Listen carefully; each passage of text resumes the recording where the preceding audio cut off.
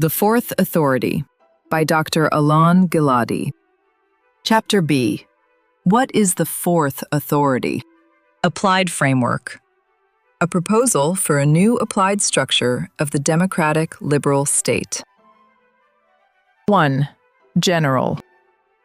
The applied chapter proposed here is seemingly in the nature of creating something from nothing, but in practice, its origin is in an intellectual, practical, historical process. Its practical foundations exist already now in the democratic liberal society and await careful direction, just as its intellectual foundations are found, among other things, in the intellectual and practical voids revealed in central liberal views as detailed above. The goal of this chapter will be to open a door for a practical discussion regarding the new outlook detailed above, the meaning of which is, among other things, a structural change within the framework of a comprehensive social constitution for the modern state. The central claim which will be presented in this chapter will be that, assuming I have proven that there is a place from a liberal thought perspective for the existence of the fourth branch, behold, this matter is also within the realm of the possible in a procedural, substantive, democratic gradual structure, as a correction and as an addition to the existing institutions in the democratic liberal states. And in other words, that the laying of a clear and corrective institutional infrastructure within the existing framework is within the realm of the possible as a middle way, which is likely to begin a gradual and democratic process of recovery and correction in Western society toward the narrowing of gaps. A narrowing whose meaning is balance and restraint between the forces possessing weight and need in society that influence the human ability to develop an autonomous socio-economic will, which will enable him, with the help of the renewing state, to constitute not only a participating, influential, and achievement-capable factor in the political, economic, and social existence, but also to find his own way toward happiness and meaning. At the opening of the discussed work, it was assumed that the historical conditions are suitable for a regimal change in the democratic liberal society of the type proposed in this work. This change will not occur through the consent of those possessing influence and means in this society. Not the persuasion of capital owners of the existence of a problem troubling the essence of the lives of most of the population is what will cause its solution, since they are well aware of it, and it does not in itself contradict their affairs, as long as social stability is maintained. By contrast, its solution is definitely liable to contradict the continuation of the hegemony currently situated in their hands. The problem of inequality and the social gaps derived from it is worsening and requires a solution which for the time being is not found. From here, the way is open to the examination of the neoliberal dogma according to which the principle of substantive equality is fine for bookshelves, for historians or philosophers in various research works, but not for reality in the free society. A basic assumption in the applied chapter before us will be, therefore, that the historical conditions for change exist, for democratic persuasion directed to the broad public through a clear and possible solution to the problem of social gaps. A solution which will preserve the democratic liberal life framework from the field of liberty, its institutions, free competition, the values of liberty, and in parallel, will enable within the framework of a democratic gradual process to return to the state the responsibility for the socio-economic social affairs of its citizens, from the direction of the principle of substantive equality. A clear solution which a reasonable possibility exists that the public will accept despite the almost certain opposition of the capital owners. Indeed, it is reasonable to assume that the partners in the existing rule in the various branches will not agree to waive a part of their power and hand it over to the fourth branch, except perhaps in emergency situations such as a severe social crisis threatening the general stability, etc. Indeed, the capital owners will not agree to allow the fourth branch to act freely from their influence, in clear contradiction to their interests. This is clear. This is expected. These things are true regarding every proposed change in times when the change is not visible, but the problem, is visible, exists, and is kicking. The natural development of innovative political ideas, which caused real social institutional substantive change, from the stage of theory to the stage of practice, occurred sometimes in parallel to the change itself, or after the change, and sometimes constituted a preface to the change that occurred at such or another time after the development of the theory. If Rousseau had sought to prove on paper the historical conditions for such a radical change as he proposed during the rule of the aristocracy and the monarchy, it is possible that the social contract would not have come into the world. It is possible the revolution would not have occurred. It is possible that Hegel would not have been required for his criticism toward Rousseau, and certainly Marx toward Hegel. Who knows? An additional basic assumption of this chapter will be that the combination between defined constitutional goals and authorities regarding the treatment of defined social matters, and between the very change of the constitutional identity of the one treating these matters, which are removed from the hands of the executive branch possessing neoliberal general and personal tendencies, to the hands of an independent branch representing the affair of the lower and middle socio-economic classes, and entrusted with their welfare, will have in it the capacity to completely change the agenda, the image, and the practical and moral character of the democratic liberal society toward inside and outside. The aspiration in this chapter will be, therefore, to examine the possibility of the establishment of the fourth branch out of a corrective and gradual social process, which will lead to the narrowing of social gaps to the maximum possible within a framework of a society maintaining free initiative and competition in combination with social solidarity. Within the framework of this examination, I will be required mainly for a primary discussion on the general possible outline of the branch's goals, the structure of the branch, including its organs, its budget, its personal composition, its authorities, its relations with the existing branches, and its manner of action. And all this while aspiring to the establishment of a branch that is independent, auditing, acting, checking, and balancing to the existing branches. The check here will be done through the outlining of a proposed structure in analogy from the applied conclusions derived from the intellectual chapter, and from the necessary conclusions from a comparative check of the existing branch structures in liberal democratic states, regarding the practical meaning of this solution, as well as the possibility of its implementation in a gradual manner. Since the applied chapter's concern is with the conclusions derived from the intellectual and comparative discussion, behold, for the purposes of this work, I seek to be required first to the applied discussion framework as follows. 2. From intellectual conclusions to applied requirements, general. For the purpose of examining the central claim in the applied chapter, I will first be required to the applied conclusions derived from the intellectual discussion regarding the need for the establishment of the social authority in the context of the struggle against social gaps. These conclusions must constitute a basis and the constitutional foundation for the action of the social authority in the democratic liberal society. First, it is clear that the social authority must integrate with the branches entrusted with the protection of the individual's life, liberty, and property from the aspects of the problem of inequality, social gaps, and the minimum conditions required for a person for both personal and communal autonomous life. Therefore, its action toward narrowing gaps must be a derivative of granting these rights, in analogy to the first or second social contract from the individuals to the state. Just as the granting of protection over the aforementioned rights had to be done through a democratic process and within the framework of the democratic regime, so too the action of narrowing gaps, namely the protection of the weak and middle socioeconomic classes, must be in a manner that possesses a democratic representative choice, while integrating with the action of the other branches, so that the protection of the other vital needs of the individual will not be harmed.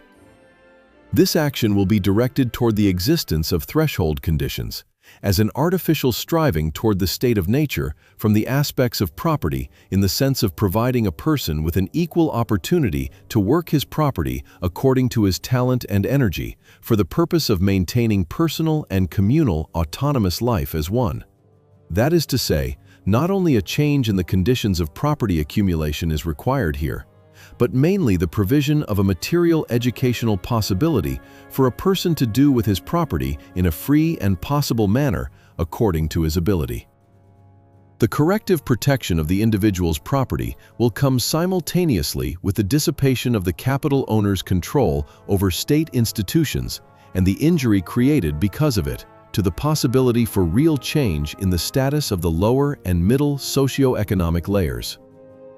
This need requires the establishment of a legislative authority different from the existing one, in the sense that it shall also possess legislative aspects as a separate part of the complete legislative authority. Separate but united, devoid of the direct influence of capital owners, possessing an orientation different from the utilitarian one, but balanced and restrained by the existing authorities. The establishment and action of the social authority must be done within the democratic framework and in a manner that will not invite, all the more so hint about, action by other means such as a revolution, or taking over the government, or basing the government in a different form for any reason whatever it may be, as well as it shall not be for the purpose of creating the same lady, but in the cloak's encumbrance. Since we are dealing with a democratic free correction, behold, the social authority must act to correct the existing situation, not by disproportionate injury to previous achievements from the field of liberty, such as freedom of choice, freedom of occupation, free initiative, the right to private property, etc., which were achieved until now. Here it is worthy to note that every correction of discrimination or other anomaly has in it a dimension of injury to another principle, the extent of which is likely to change with time, or with the achievement of the correction's goal, and therefore I would say at this stage that the injury, if it be, to formal equality, cannot be substantive but corrective. Within the framework of equalizing the status of Rawls's first and second principles against the previous state of preferring the first over the second. The social authority must strive for the individual's autonomy, for the individual's happiness, and in the sense that it has not to intervene in the individual's civil, economic, social activity in a direct manner, but to influence the individual's lack of ability to function in an independent civil manner, namely, to strive for social economic equality of opportunity. Therefore, on the plane of civil social activity, social, voluntary, philanthropic bodies, its activity can and must be directed, advisory but also direct, and this while encouraging but in no way canceling or taking over these civil activities, but in a trend of completing them toward an all-society format. Its action will bring to expression the will of individuals in society, while placing emphasis on the welfare of all its citizens, through concentrating the capabilities and the will of the general society for action for this welfare, out of recognition that there is not enough, neither conceptually nor practically, in civil private actions in the social field for the purpose of solving the issue of social gaps. The branch will replace or balance the control of the capital owners and the sporadic influence of social organizations in an integrated action of cultivating these organizations, while taking the social responsibility for social gaps in the state as part of its fundamental goals. These actions can include work for the supervision and direction of profit-oriented institutions, acting within the framework of the social authority's goals as a mediating factor, but this time possessing much more extensive and significant authorities. As a state body possessing weight and true social orientation in those fields where there is no injury to liberty,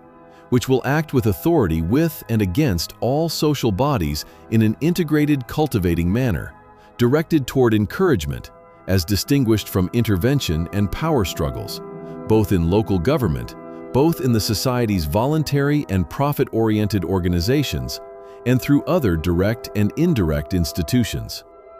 This action must be done out of recognition of the equal status of Rawls's second principle, whose concern is with equality, as opposed to the first principle, whose concern is with liberty. From here also, the importance to the status, to the restrained independence of the social authority, as well as the legislative and executive authorities, which will be given to it for the implementation of this principle, in analogy to the branches of Rawls's background institutions, which will be moved from their vague location to the front and center of the political stage. Equality of opportunity in education, in employment, in economic activity, special payments for determining a social minimum, help in income by negative taxation, through the branches of reduction, stability, transfer, and distribution, which will be discussed and performed within a framework separate from that infected today with a distinct conflict of interests, which does not enable their minimal, not to say optimal, existence. Rawls's background institutions will therefore be promoted to the front of the practical stage and integrated into flesh and blood institutions, in social executive offices as well as in the local and general institutions of the independent social authority, both in its goals, the outlining of its authorities, its institutions, and its way of action. And in other words, in the equal status implementation of the second principle derived from the original position. From the conclusions regarding Locke's first contract and Rawls's second, it is also derived that the goals and the framework of action of the social authority must be established through a constitution or basic laws, since it constitutes part of the city, possessing equal status to the branches which arose for reasons of liberty. These basic rules must also give their mind to preventing the development of the branch as a power-sucking, authority and excess budget bureaucratic body of the kind our eyes witnessed in the welfare states, and which consumed its power and goals. Therefore, the role of the branch must bear a coordinating, supervising, but also operated, and sometimes budgeting character, toward as many bodies and institutions as possible from civil society, profit-oriented or acting in a voluntary manner, whose goal is helping the fellow human, and all this without nullifying the need and the possibility to establish governmental or semi-governmental bodies in vital social fields. The balances involved in the action of the social authority should be determined in a constitutive and specific manner, as one through internal struggle and debate, and with the other branches. Here, a possibility of integrated action is possible, namely, the participation of the branch's representatives within existing social bodies, or the addition of manpower to these bodies after suitable professional training, for example, from the sector of the unemployed or from the sector of those possessing minimum and partial salaries. Apart from this activity, it is appropriate that the social authority act with its general and specific means for professional training, for supervision of the performance of social legislation such as minimum wage, help to medium and small businesses according to clear and equal criteria, whether by its own means or in legislation against the other branches. The cultivation of communal activity, whether through the existing, changing social organizations or directly by the social authority, can be performed also while cooperating. For example, with existing welfare and education authorities and local governments, by their integration or the integration into them of the social authority's people. Granting the equal status to the social authority has rights by its side, but also duties. It must be outlined in a balanced, checking, restrained, and restraining manner against the other branches, so that it shall act within the democratic liberal framework enabling its existence. The implementation of the principle of liberty in an equal status that is not inferior nor superior to the implementation of the principle of social justice. The social authority will not act for the cancellation of existing institutions or for superiority over the institutions derived from the principle of liberty, but for restraint, checking, and competition with them in an equal manner between different principles and approaches, but equal in social status. The conclusion discussed in this work from Montesquieu's theory is not exhausted only in the manner of the branches functioning against the other branches, namely in a checking manner, etc., but also to the fence of its authorities within the framework of the goals of the democratic society, namely to the existence of the democratic aspects of his theory from the direction of equality, both because of its very meaning and because of the need for preventing the process of the disintegration of liberal democracy. Therefore, it will be proposed that the social authority be founded first and foremost on the principle of good virtues, which is the basic principle preserving democracy from that natural process of degeneration and corruption. And all this in the sense of love of equality and contentment with little, both regarding its composition and regarding its actual and symbolic role as one.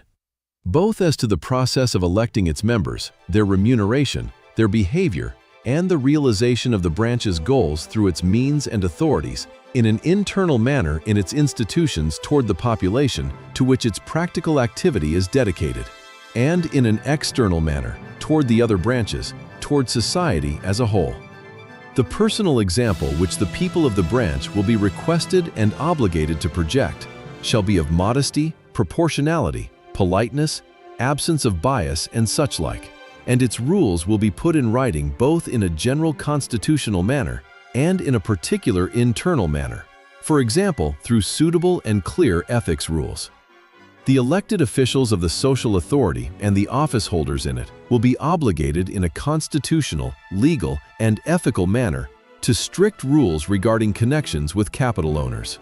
My intention here is to first rate directives that are beyond the prohibition on criminal corruption, in a normative formal parallel to the bias prohibition rules practiced in the judicial branch, namely, to prevent concern, even for appearance's sake, of connection and influence of capital owners.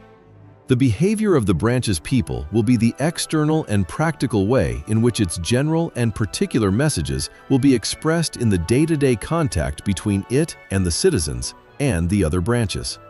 The social authority is supposed to bring a new spirit, also for the revival of other values, agreed upon but forgotten, such as fairness, contentment with little, but not in a way that neutralizes the requested self-autonomy, respectful treatment of the fellow human, whoever they may be, reducing the exclusive importance of the monetary material dimension in our lives, especially as far as matters concern that commercial democracy in which we live.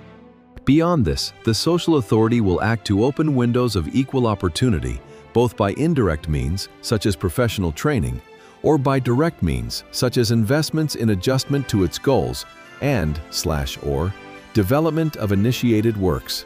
allocation of real estate in adjustment to the rehabilitation and encouragement of the weak and middle sector, and such like, as well as by struggle against the executive branch. These means will not be drastic, revolutionary, such as renewed general land distribution, or abolition of private property, or nationalization of the means of production in society and such like,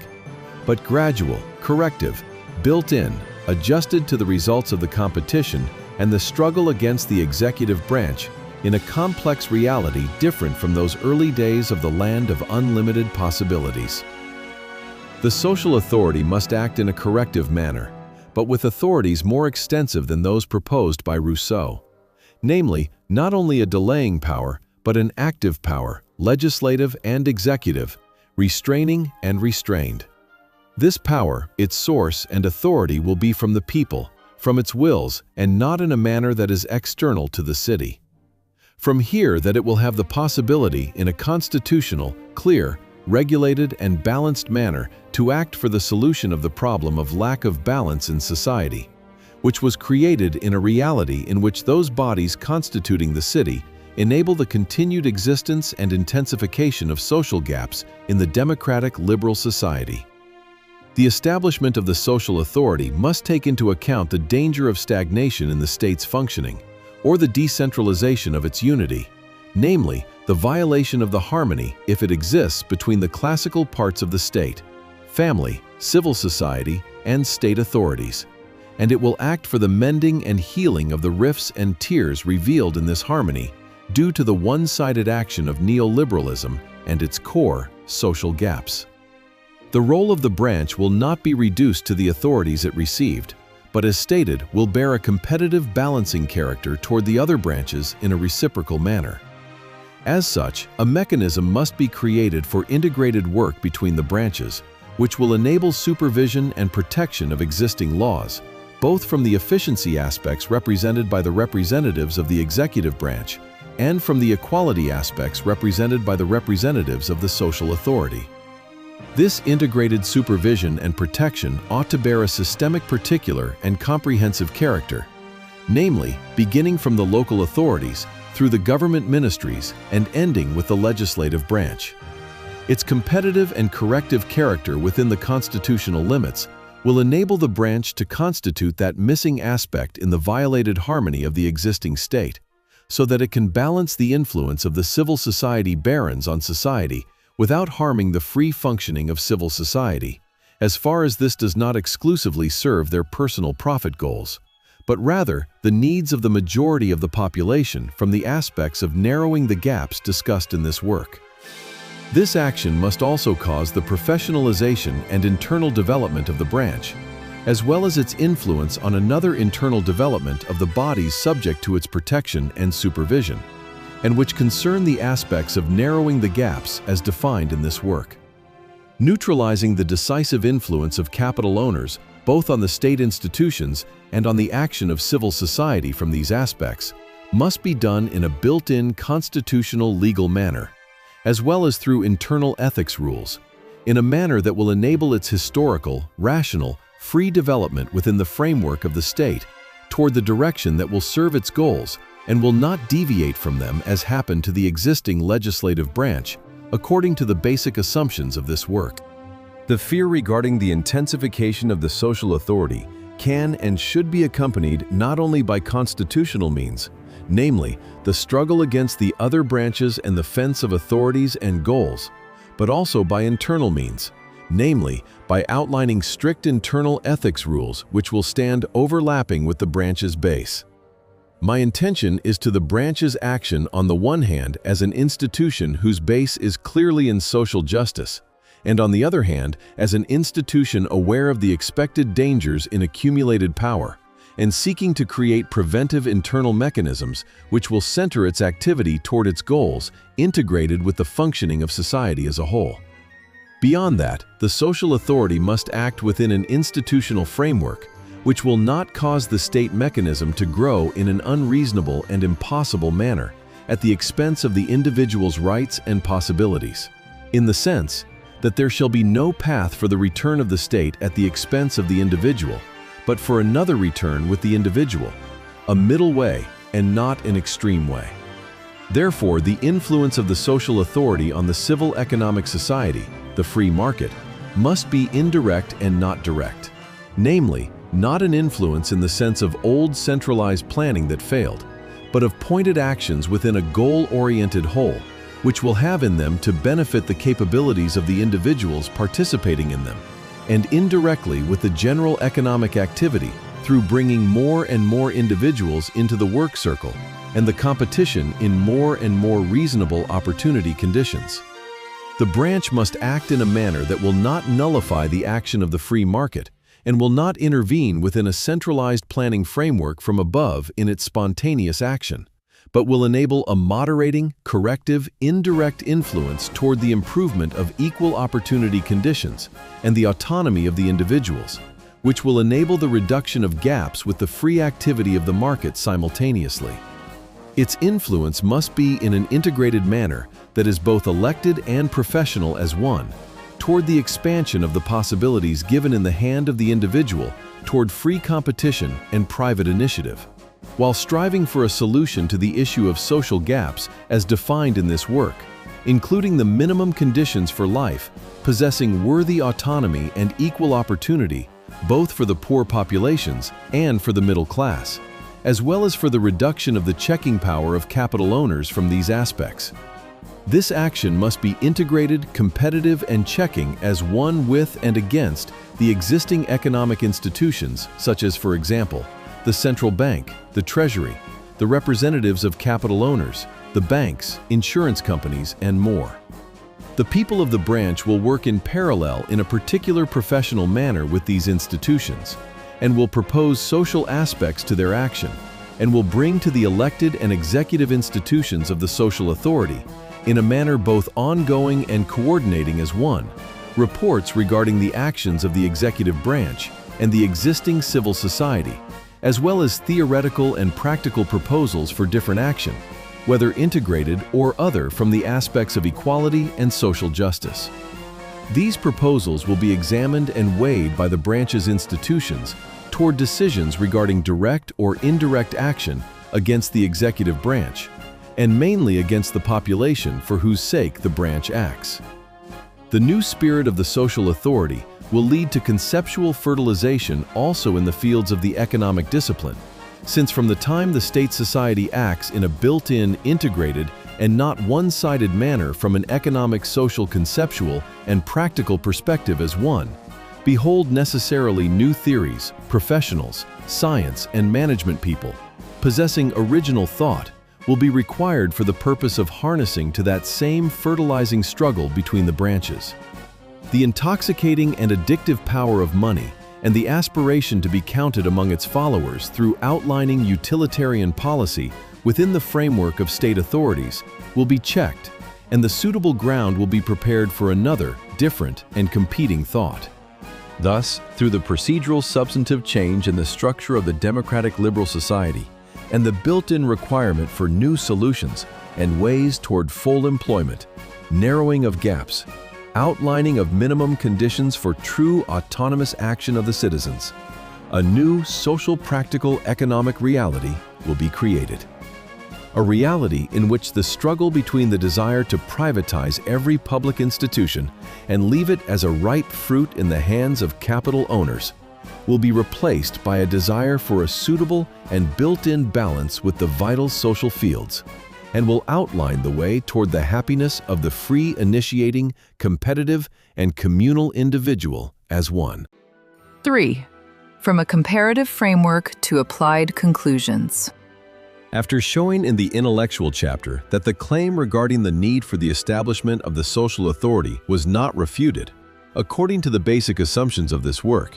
and after being required to the general applied conclusions from the intellectual discussion regarding the image of the authority, the time has come to deal with the manner of its practical implementation. The general question required for solution in this chapter will be how it is possible in a democratic, gradual manner to bring about an institutional change in the democratic liberal society, which will lead to such a deep change in the path of Western society from the direction of extreme neoliberalism, which raises to greatness mainly the values of individualism and efficiency, toward a true middle integration between free competition and initiative and socio-economic social solidarity. This change will be done in light of the lessons of the past from the extreme and middle attempts that failed, and the existing constitutional regime structure, which characterizes in a comprehensive manner, with necessary changes in each and every society, the democratic liberal states. Since this work is in an explicit manner of a procedural substantive character, at whose base stands the claim that the change longed for by the writer of the work will come from a middle direction whose beginning is in a structural change within and from within the Western society. Behold in this chapter, which deals with the very possibility for the outlining of such a structure in a gradual manner, I will be required to check the regime structure characterizing these states and in the possibility derived from it for the integration of a social authority within it. In this check, whose character is comparative sample, I will be required below to the examination of the constitutions of Western states, and also I will refer to the constitutions of several states, which according to their own definition are not of a democratic liberal structure and character, and this for the purposes of this comparison, such as the former Soviet Union, North Korea, Iran, etc. I believe it is possible at the beginning of things to argue for several clear differences from the field of constitutional structure, which I will describe through two poles between the democratic liberal states and between the people's democracies. And in other words, to those states possessing a regime that is not liberal or not democratic, or is not both of them as one, as well as to the differences between the democratic liberal states as they are. The prominent structural difference between the two ends of the aforementioned regimal spectrum, as it is envisioned from the examined constitutions, concerns the relations between the branches, including the extent of their independence.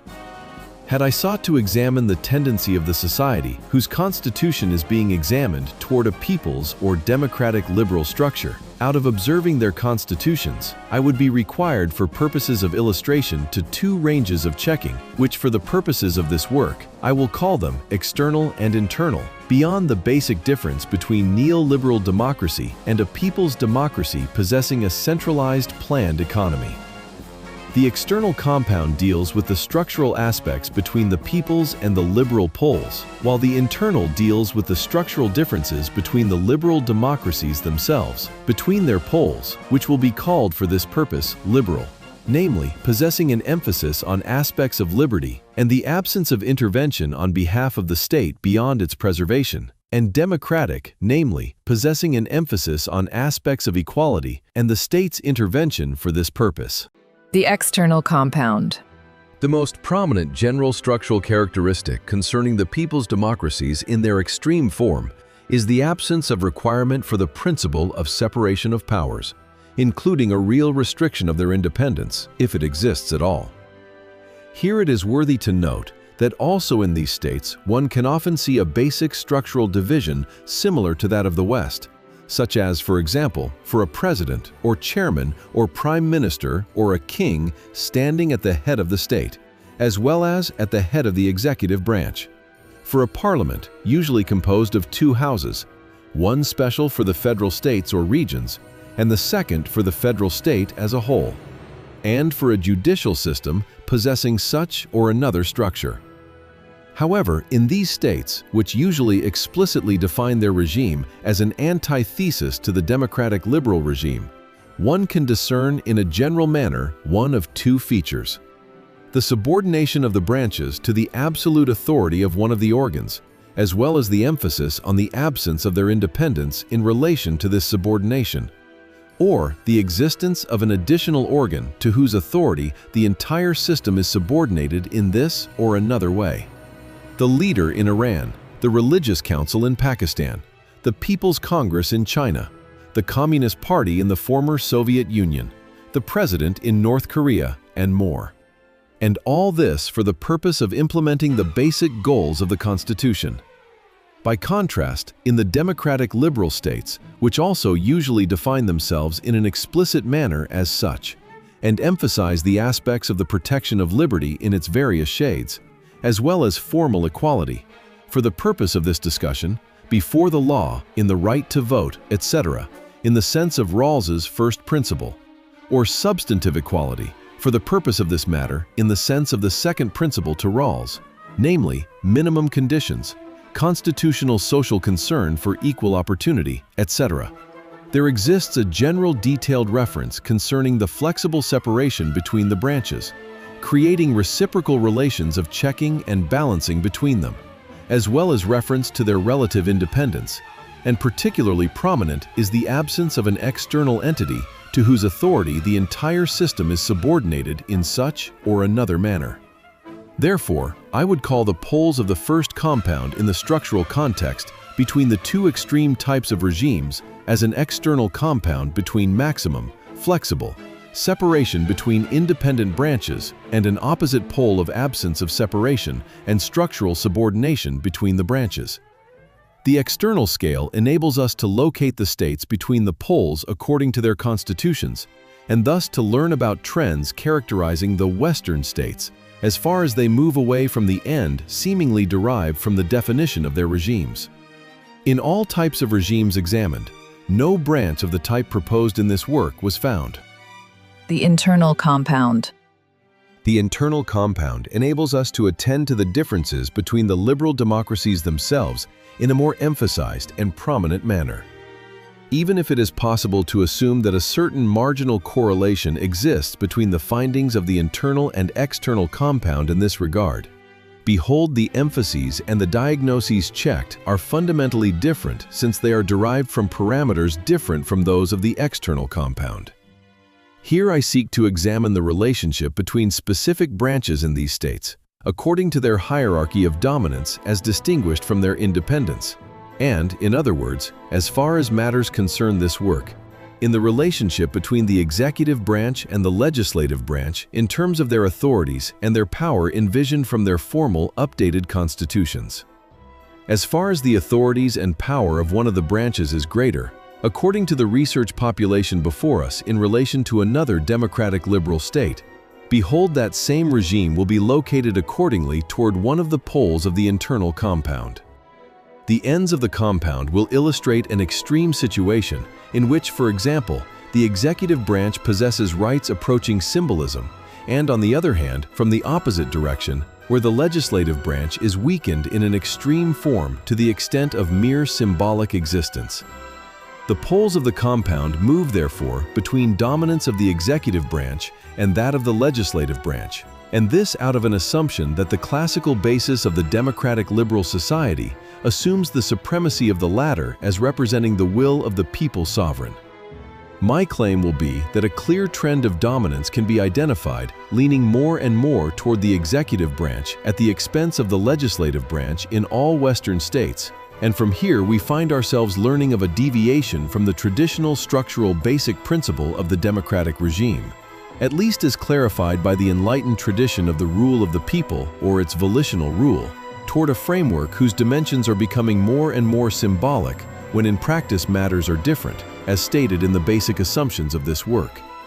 In a theoretical manner, it can also be argued beyond this that a process of this kind has in it to point to a trend which at a certain stage is likely to intensify to the extent of a possible threat to the democratic regime. But this is not my goal in this work.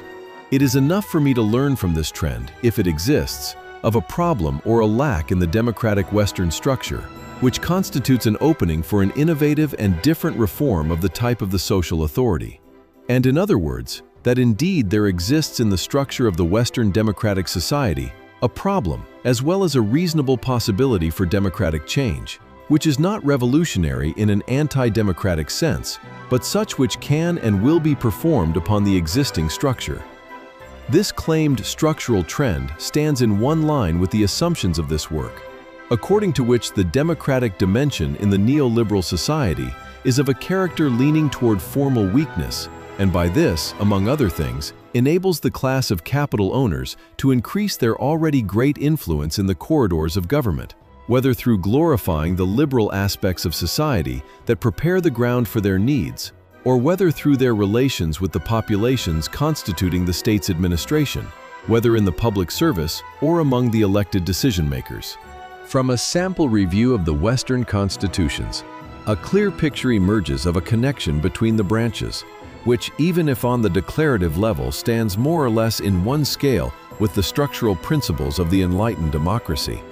Behold in practice, in its practical, general constitutional, and mainly financial constitutional dimensions, it raises wonder.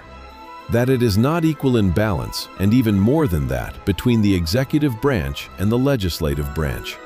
Thus, a clear picture emerges and is revealed before our eyes of an asymmetrical connection between the dominant executive branch and the legislative branch. This dominance is built in with more or less weight between the types of regimes and its trend, as well as the distinct trend of the legislative branch, to internal governmental stability, in a shell whose principles naturally distance themselves from its deeds and essence that are in real life.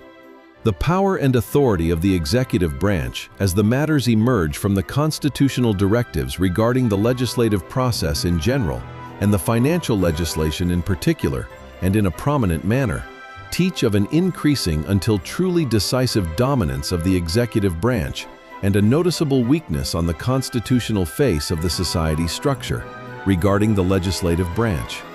The strengthening of the executive branch in parallel to the weakening of the parliament, the privatization of the state from its social responsibility, and the immense rise in the power of capital owners were discussed in the literature on the issue, especially in the context of the role of the modern bureaucracy after the collapse of the welfare state. In a general manner, it can be said that the welfare state intensified to the utmost the power of the modern bureaucratic mechanism, whose power was already great. Since the state removed its social responsibility from itself, it can be argued that it remained with a mechanism of immense power in the executive branch, which is now subject to the practical authority of those to whom the state's power passed, namely, the capital owners. As I noted above, the fear regarding the takeover of the few over the modern bureaucracy was expressed in a clear and lucid manner already at the beginning of the century by Max Weber. Bureaucracy was perceived as an essential tool specifically for the existence of the democratic society, but on the other hand, also as a dangerous instrument for that same democracy, when it is situated under the influence of a certain and self-interested sector, which Weber explicitly notes: the sector of capital owners. The solutions proposed for this problem are similar, in my opinion, to the solutions reviewed in the introduction chapter in this respect, that the problem is identified in such or another way, but the practical effective solution is not to be found, since the reference to the state structure on its branches is static as it is. In the instructive article of Professor Barak Erez, she points to the danger existing in an administrative state based on the entrusting of extremely extensive authorities in the hands of the bureaucratic system of the public administration, and the existence of relations of rule between this system and the individual, who in practice has no capacity for influence on its decisions. This concentration of power is expressed, among other things, in that most legislative processes are not the handiwork of the legislative body, but of administrative subsidiary legislation by the executive branch, within the legal frameworks which are extensive and comprehensive. When the statutory frameworks are extremely general and grant broad discretion to the bureaucracy, it is found that this latter in practice determines the norms. Barak Erez argues that this great power, which also includes judicial authorities of courts, administrative tribunals, such as various appeals committees on matters of licensing, taxation, and more, undermines to the utmost the principle of separation of powers in its flexible sense. The judging occurring in the executive branch is not only an incidental and adjunct activity to its executive roles, but a central and separate role that was annexed to it. To her taste, the traditional answers to these claims are not practical. The primary legislation, which delegates the authorities to the administration, became a fig leaf since it is general. There is in it no restriction at all to the executive branch's action, whose authority was of a sweeping character, such that the determination of the norms is entrusted to its bureaucracy. By contrast, the judicial review of the administration's actions is limited, both due to the limited accessibility of individuals to the legal system, information gaps, and lack of economic means. The duration of judicial litigation, limitation in the scope of intervention, such as justiciability, and the lack of sufficient expertise of the courts for the purpose of effective intervention. On the other hand, Barak Erez points to the phenomena of privatization and globalization, from which is derived the claim according to which the state and its branches shed from their intensity and their influence on the lives of citizens, and naturally the power of the administrative state is reduced. Here Barak Erez turns to the claim according to which privatization transfers centers of power and influence from the state to the hands of private factors, including influence on the privatization processes themselves and the state's functioning, namely, influence on the government systems in the state. Globalization, to her taste, makes the activity of the welfare state difficult due to the transfer of economic activity to other states. Specifically because of this, the decisions made in relation to the supervision of industries, the support for them, and such like, must be part of a democratic process of decision-making, and not be made in a bureaucratic manner, controlled by organized interest groups pressing for the most part for lowering the regulative standards, and mainly of industrialists and employers. The proposals reviewed by Barak Erez for reducing the power of the bureaucracy, of the executive branch, and returning the state to its citizens, focus within the existing system. According to her claim, between the model of the intervening welfare state and between the views regarding limited activity of the state, there exists a middle way, which is support for the welfare state but not for the welfare bureaucracy. Thus, for example, she proposes to attend to the problem of the loose legislative authorization by stiffening the principle of legality of the administration, namely, by the side of the formal authorization in legislation, also standards and basic principles that will limit the decision-makers in the executive branch. Likewise, it is proposed by her to introduce more democratization by involving the public in the administrative process, such as by consultation, filing objections, pleading rights of a relevant public to the decisions of the administrative authority, involving public representatives in the administrative body. And in a general manner, Barak Erez points to the injury existing in the administrative state to the principle of separation of powers. Another aspect of the injury to democracy in the administrative state is expressed as stated in the injury to the principle of separation of powers. In this context, the main difficulty is not rooted in the very erosion of the absolute separation between the functions performed by the main government branches, but in the concentration of the majority of authorities in the hands of one branch, the executive branch. Here, Barak Erez proposes to develop a new principle of separation of authorities within the executive branch, as a partial substitute for the lost ideal, as she puts it, of the separation of powers. This principle will prevent concentration of legislative, judicial, and executive authorities in the hands of the same administrative factor, and will necessitate their operation by different and separate bodies, belonging indeed to the executive branch, but situated in a state of mutual independence, namely, by office holders who are not dependent on the creators of the subsidiary legislation or on the officials responsible for its enforcement. However, the proposals of Barak Erez for a solution from within the existing system, within the executive branch itself, encounter, according to her own words, severe limitations. Thus, for example, that same democratization of the administrative process will specifically enable the entry of interest groups into this process, whose disproportionate influence on the legislative and administrative processes is discussed extensively in the literature regarding public choice. To this, she answers that specifically a closed process to the public tends even more in favor of organized interest groups close to the governmental plate. Opening the administrative process to participation and representation will not create a new reality, but will give validity to an existing reality on the basis of defined rules of the game. On the other hand, democratization of the administrative process is liable to harm the foundations of expertise and professionalism inherent in it, and to cause more politicization of the administration.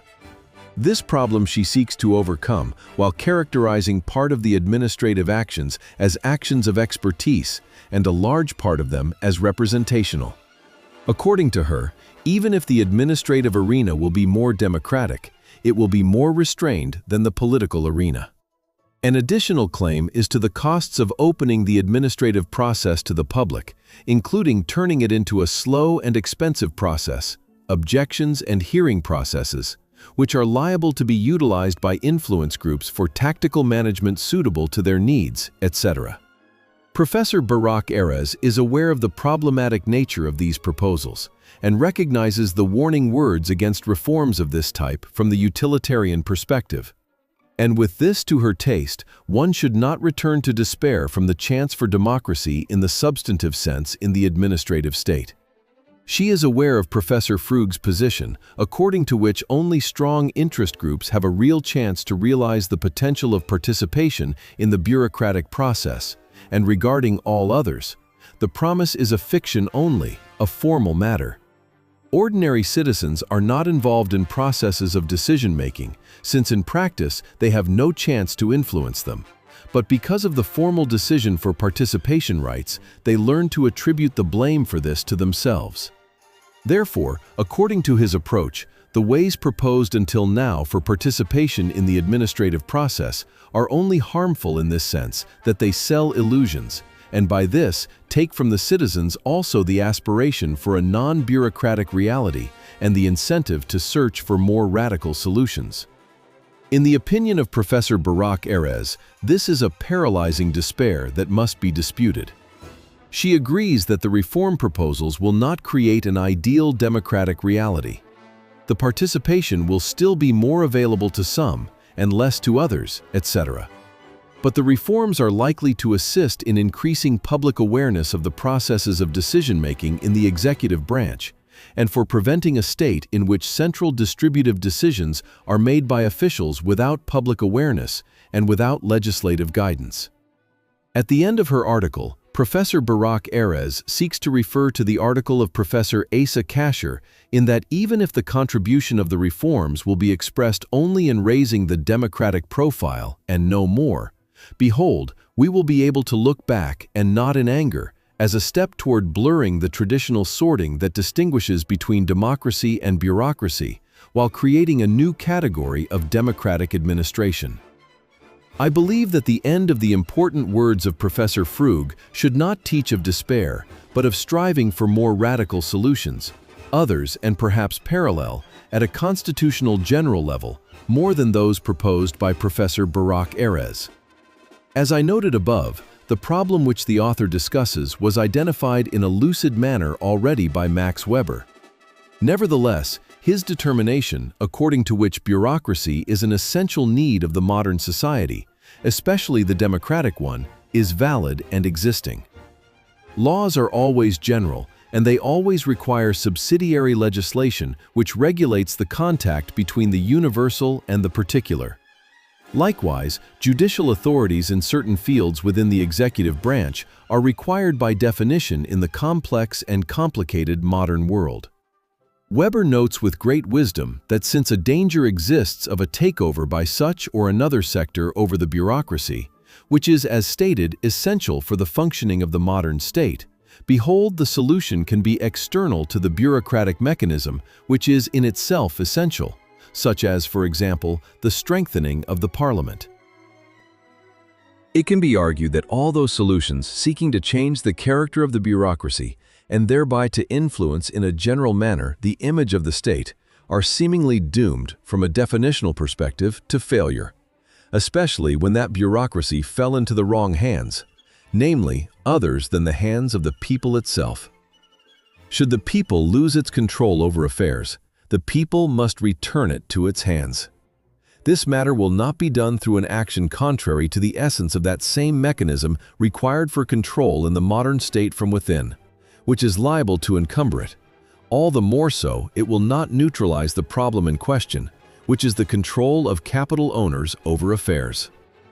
Beyond this, one should note the expected opposition of the capital owners, which certainly will be done for reasons that are rational and seemingly completely reasonable from a universal utilitarian aspect, to every move that will significantly harm their ability to control and influence, including democratization of the mechanism, which is not a clear and sharp enough process and whose results are not clear in relation to the problem in question. In my opinion, an additional counter-argument is likely to be that the reasons against this move are equal in value from a procedural, substantive utilitarian perspective to the reasons in its favor, as distinguished from the identification of the problem itself. Should this position be accepted, it will be difficult in a reality of capital owners' control to be required for a real change, as distinguished perhaps from a cosmetic change, which will calm the momentary eruptions, continuous but weak at this stage, of the various parts of the socio-economic classes that are outside the class of capital owners. I believe that the proposals of the type voiced by Barak Erez are part of a general and blessed trend in my taste, seeking a cure for the weakening of democracy and the takeover by a very few over the many.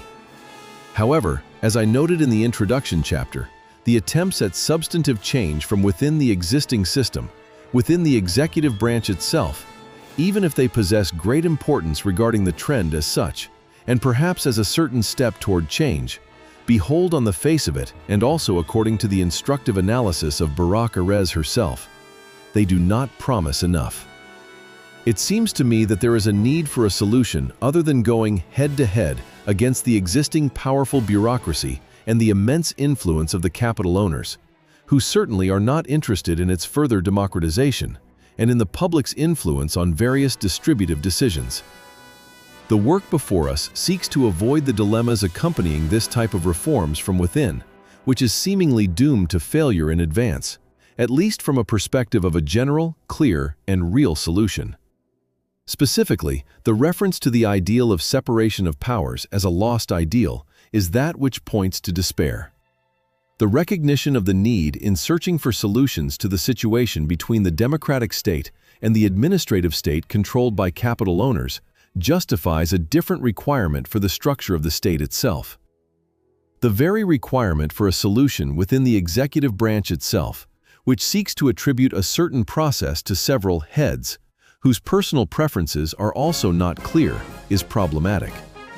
By contrast, proposed in this work is a solution possessing a clear conceptual, socio-economic direction and adjusted to the essence of liberal democracy, which will weaken the power of the existing executive branch and will increase the power of the people through a different and stronger parliament.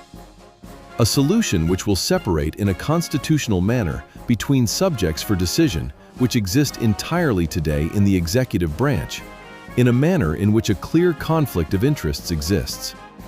A solution ushering in a change that is not impossible and unclear from within, but a change that is external to the executive branch and internal to the state institutions as a whole, which will necessarily cause an internal change in the institutional systems of society and in society itself. In this chapter, I continued in the trend which I began in this work toward that same procedural substantive change external to the executive branch, namely, of the adding of a social authority to the existing branches,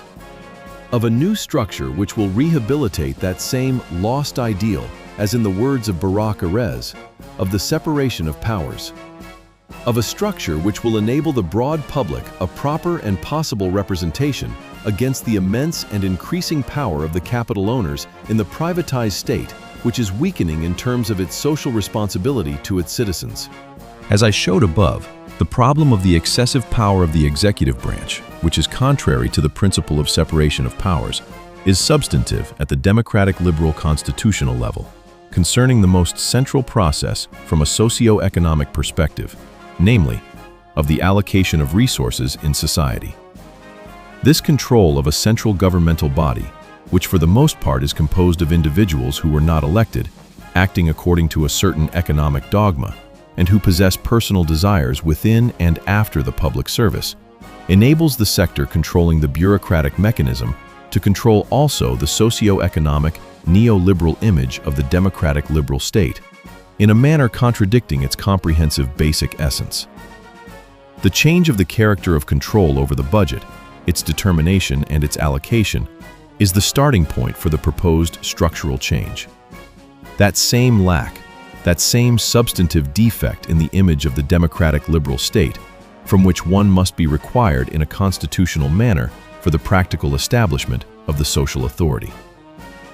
This is the primary process upon which a renewed confrontation must be conducted, in a clear, explicit, and new structural way calling for the return of the state's social responsibility toward the solution of the problem of social gaps,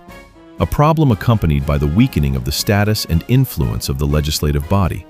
of the people's representatives, the intensification of the capital owners and their influence on the executive branch, including its bureaucratic mechanisms, as well as the disappearance of the principle of separation of powers and the increasing danger to the actual existence of the democratic liberal society. 4. The Corrective House, on the establishment of a new lower house in the democratic liberal society. It seems that the primary gradual reform in the social context may therefore be performed initially by means of filling the existing void in the field of the legislative branch.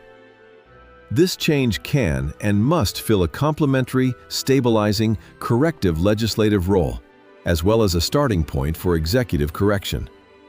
This is a change possessing a built-in purpose in an institution embodying the sovereignty of the people in the democratic liberal society, which it will be proposed shall be performed, among other things, by means of establishing a second house,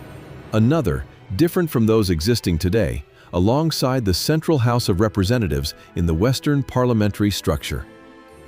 At this stage, I seek to give a short survey regarding the problems accompanying the status of the Western Parliament in general, and in the context of its existence within the framework of two houses in particular, and all this in the context of the establishment of the social authority. Even if in the past the democratic liberal societies were characterized by the centrality of the parliament as expressing the will of the people or the individuals in the emerging democracy, a parliament which outlines the public agenda, decides on the issues at hand, and from which the leaders of society acting under its supervision and criticism emerge and grow. Behold, in parallel, it should not be forgotten that the right to elect and be elected were relatively limited in these golden periods, and that the parliament reflected, sometimes in an emphasized manner, the power relations specifically between the stronger populations from a socio-economic perspective, rather than those between the parts of the entire population. These rights underwent many upheavals, gradual and violent, beginning from the initial parliament, which was greatly influenced and perhaps even composed for its most part or entirely by the nobility, through a right to elect which was granted according to a minimum level of income or ownership of property, toward granting the right to vote to women, and until an equal right to vote for all citizens above a certain age, regardless of religion, race, and sex. But against the processes of its formation and the intensification of the formal and practical centrality of the parliament in days past, we witness today, alongside the phenomenon of the existence of a maximal free right to elect and be elected above a certain age, in the majority, if not all, of the democratic liberal states, a major weakening of the parliament's status, both as it is in terms of the quality of the elected officials, the quality of the discussions and their depth, both in terms of its public status and as the center of the political existence and actual influence. The core of political influence has moved today in a prominent manner in the majority of Western states to the executive branch, both the elected and the bureaucratic, whose authorities are extensive, influential, and penetrating into quasi-judicial fields, and more than that, to fields possessing a legislative or bypass legislative character, and in any case possessing a substantive influence on the parliament's practical power. This change, which possesses a seemingly practical disconnection between the people and the influence of its will on the executive, practical way of action of its elected officials, at least in the periods between election campaigns, has also increased the power of those lobbyists who have access to the corridors of the elected and bureaucratic executive branch, including the capital owners who possess a built-in, considerable, direct and indirect influence on the action of the institutional mechanisms of the executive branch in the neoliberal society. And if it is not enough that the status of the capital owners is becoming more and more central with the intensification of the privatization processes of vital institutions that were in the past under governmental public control, behold, their influence is very great on the officials of the public administration, especially at the intersections or centers of decisions involving in the present or in the future present capital and government. So too is their influence great on elected public officials who cast their eyes toward influence through the influential ones or toward private action after the public engagement. The weakening of the parliament's status is therefore a clear and distinct interest of the capital owners, as long as it is not accompanied by systemic dismantling and economic instability. This interest is diametrically opposed to a built-in interest of the majority of the public, at least as far as matters concern its democratic representative or its socio-economic aspect, namely, that its representative shall do all that is possible for the improvement of the situation of all their senders and not a minority of them.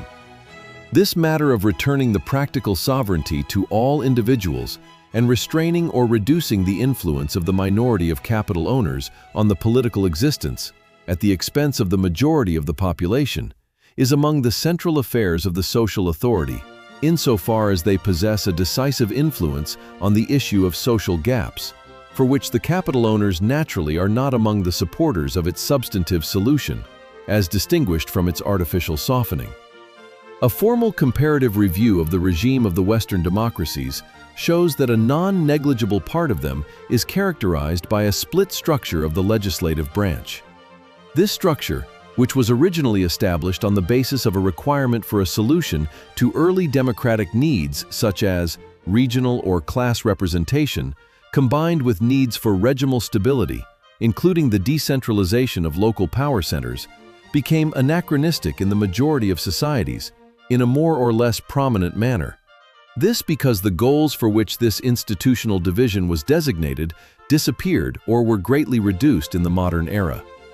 The original justification for the establishment of a second house was different from state to state,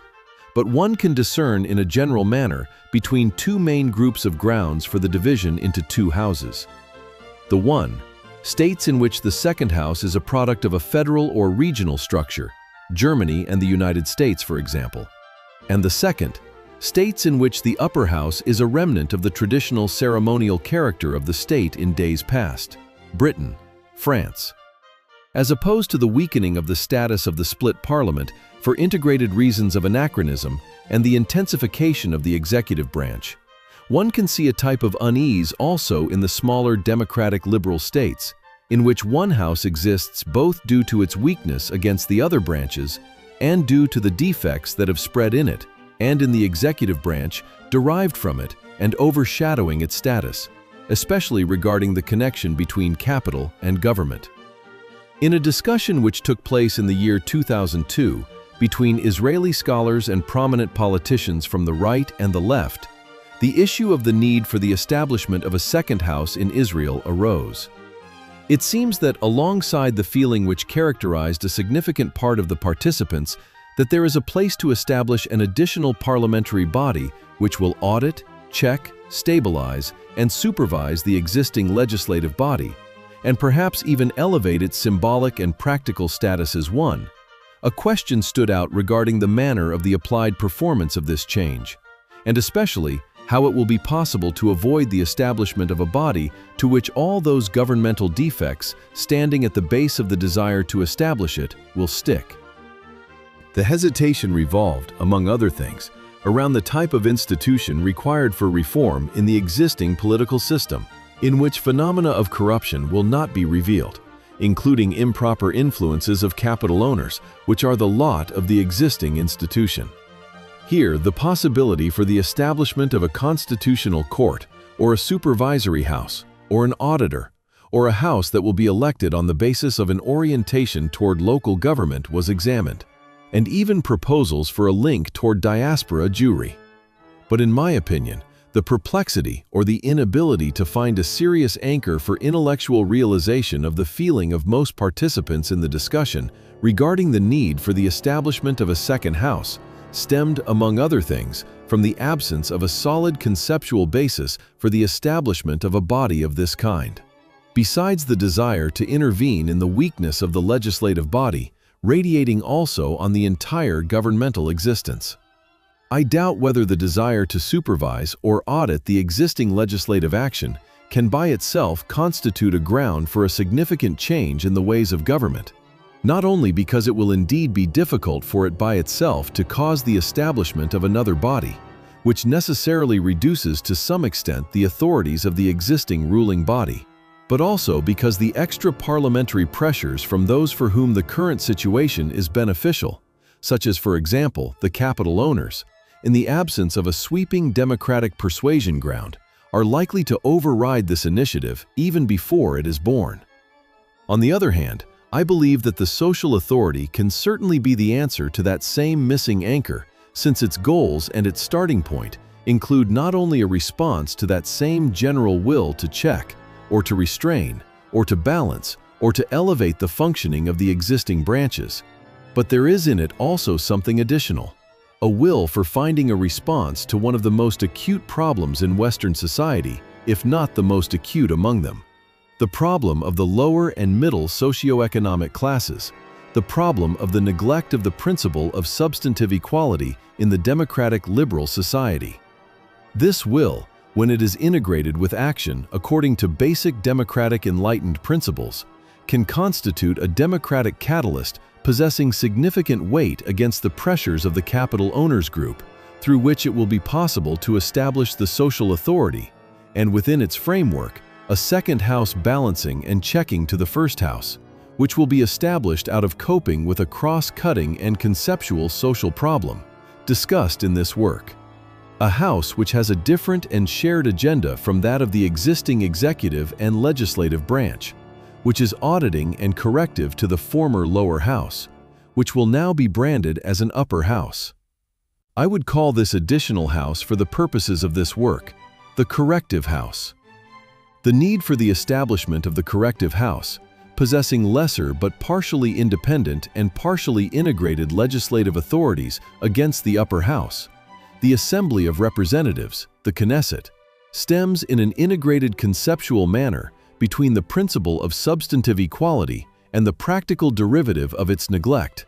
namely, the problem of social gaps, which is a sort of cross-cutting problem in the context of the social contract which existed before its conclusion, and with greater intensity after the establishment of the society's institutions, and between the principle of liberty. Because of this, its solution must reside in one fold with the other derivatives of the contract, including the constitutional sovereign aspects of the transfer of powers from the people to the sovereign for the sake of protecting its rights. Beyond this, there is in the establishment of a house of this kind to provide a democratic response to the gaps of practical representativeness in an era of a weakened parliament and the influence of the capital owner's minority, as well as the granting of real legitimate power in the hands of the social authority, which similarly to the other additional houses, will be restrained and integrated with the power of the existing legislative and executive branches. In this second house, a representative and corrective legislative response will be given to the problems of the economically weaker populations, as well as legislative balance and checking to the first house out of a declared and directed aspiration of society for the narrowing of the social gap situated in it, and granting emphasis from the direction of substantive equality to the social affairs which will be placed under the responsibility of the social authority.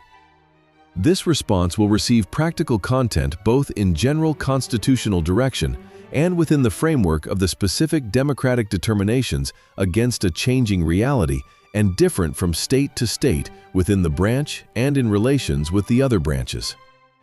The authorities of the corrective house will be defined and fenced to those clear social fields which will constitute the domain of the social authority, and to all those fields contiguous to those of the executive branch which possess a distinct influence on the lower and middle socio-economic classes, such as, among others, regarding general and specific taxation issues and social subjects such as negative tax, broad subsidies, and such like.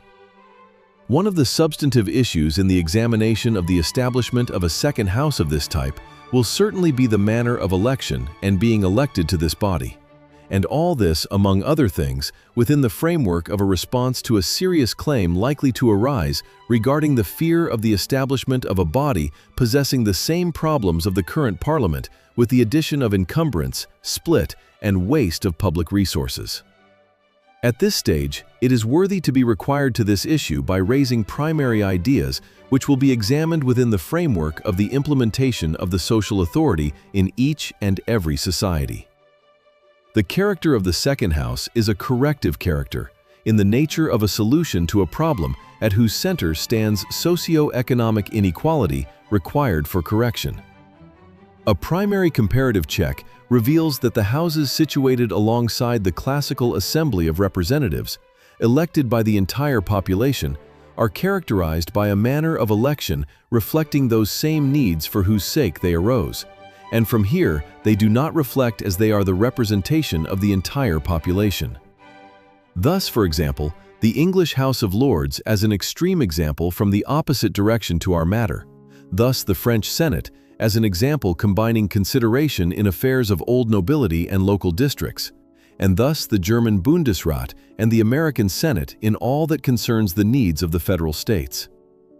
The different character of the election to these houses from the general character of the House of Representatives is justified from the democratic aspect in that the Parliament, as it is composed of the two houses and integrated with the former corrective character of these institutions, reflects as a whole the will of the citizens, and there is not in its parts as they are any contradiction to the rules of representative democracy. Therefore, for the purpose of corrective representation of the interest of the lower and middle socio-economic classes, there is a need for hesitation regarding the election of the representatives of the second house, possessing a status reduced from the original house, namely, whether this will be done by a certain elective public, for example, from a certain income level and below, or by the entire population. Furthermore, from the examination of most types of the existing upper houses in the Western states, it seems that it is worthy to provide a dimension of local representation integrated with the corrective class representation. This not only for reasons of stability and decentralization of power, which already prove themselves as they are, but also because of the need for the existence of a tight connection between the specific needs of the voters against their elected officials, which is sevenfold greater by the nature of the subjects needing correction in this regard. Therefore, the possibility of the division of the social authority will be checked, both from the legislative and the executive aspect, into a central general body which will be composed of the corrective house, of a corrective committee, and of a secretary of the branch who will be elected from within it, and into local corrective councils which will operate in parallel to the local authorities, and which will labor upon local activity through their elected officials and through the local welfare, education, and health mechanisms in their new format. From within the local corrective councils, the region's representatives can be elected to the corrective house, who will elect the executive management of the social authority. But even if we propose that the elected officials of the social authority will be elected, for example, by the local socio-economic public, toward which the activity of the social authority will be directed, and by this, seemingly the impossible cost for candidates who are not capital owners to present their candidacy on the national level, will be reduced in such or another measure. Behold, the claimers will come, and not without justice will say that even today, the majority of the voting population is from a lower and middle socio-economic class. And there is not in this reduction, with its seemingly conceptual problematic nature, enough to neutralize or solve the claim of the capital owner's influence, direct or indirect, on the interests, the expectations, and the needs of the public of elected and voters. Here, the old-new proposal of Montesquieu will stand for test, namely, that the elected shall be only from the elders of the people. The hesitation regarding this matter will be between the approach of excellence, or according to the language of its possible opponents, the elitist approach, according to which the elected shall be those who excelled in fields of influence such as academia, judging, etc., versus a representative approach, according to which the elected shall come from within the classes needing representation, namely, workers, unemployed, people of the welfare departments, and such like. As a rule, I believe that there is no necessity to take extreme ways in this matter, but rather a middle approach, which will allocate in a constitutional manner a place for excellent people from both approaches as one, namely, those who have finished their formal careers and who engaged and proved their talent in matters possessing a social touch, such as education, judging, academia, social work, representatives of workers, representatives of social organizations, people of spirit and culture and other activity, which is not from the field of capital such as banks and insurance companies, and whose personal and public integrity is beyond doubt, and there is between them and the capital owners nothing at all. Extremely severe sanctions will be imposed on corruption and connection between the elected officials of the branch and the capital owners if discovered. For the purpose of a more detailed proposal, I would suggest in this primary manner to learn in an analogical way from the brilliant analysis of Madison in the matter of his proposals for the outlining of the institutions of the American nation, while developing the building of the federal government according to the institutional constitutional development of the states constituting the Union, and the main goals which stood before the new American nation, namely, liberty and stability. As an analogy, it is appropriate in this proposal, as distinguished from Madison's advice, to take into account institutionally also the Montesquieuan equality aspect toward a combined goal of liberty, equality, and stability. Madison seeks to divide the legislative branch into two houses due to the need for representing the people, as well as restraining it. The House of Representatives, elected directly by the people, as distinguished from the Senate, must be composed of representatives whose qualifications shall be identical to those of the electors of the largest branch in number of its members in the state legislatures. According to his method, there is a need to restrain the popular legislative body, whose intensity was envisioned in his eyes as the greatest and therefore the most dangerous to the nation's stability. Madison seemingly rejects entirely the possibility that the members of the House of Representatives will come from among that class that will understand least of all the heart of the masses, and will strive for an ambitious sacrifice of the many for the sake of the glorification of the few. But the very requirement for this matter, as well as his shortened development, reveals that this possibility did not disappear from his eyes at all, but for rather understandable reasons he was not required to it, just as he was not required to the principle of equality from the theory of Montesquieu, and adopted for the United States Constitution two of the three fundamental principles, stability and liberty.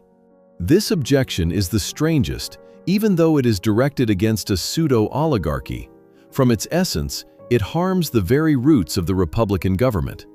But it will not occur to the mind, and will not be believed at all, that in a land so enlightened and so blessed, such a fundamental right will be harmed to the detriment of the large majority of the people as a result of the calculated policy of the government, without a popular revolution breaking out. Madison refers here explicitly to the fear of bias that will act to elevate the rich and the highborn, while suppressing and humiliating all the rest of society.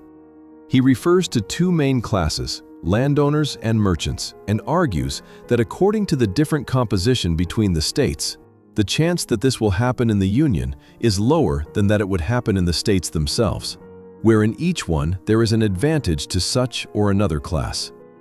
His claim against the influence of the rich and the highborn is, do they dwell only in certain places? Have they by virtue of some miraculous instinct chosen for themselves in each of the states a shared place of residence? A policy that limits the places of election to certain districts is liable to undermine its own goal. The truth is that there is no way to guarantee to the rich from whom we fear, except by means of setting property restrictions for those who can elect or be elected. But such a thing is not included in the authority that will be granted to the national government.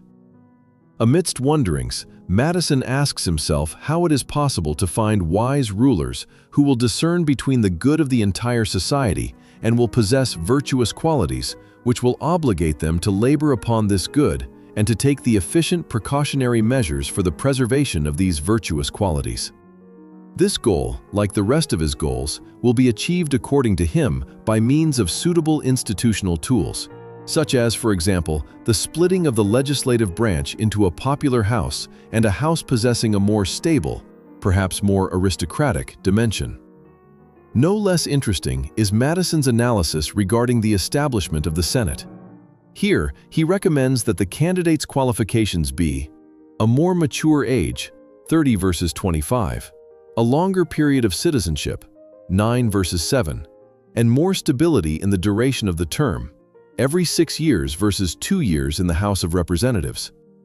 The nature of the task necessitates a greater scope of information and more stability of character, necessitates that he has reached a stage of life where these advantages are most expected for him, since he immediately manages negotiations with foreign nations. He must be weaned from the customs of his foreign origin and the foreign education of man.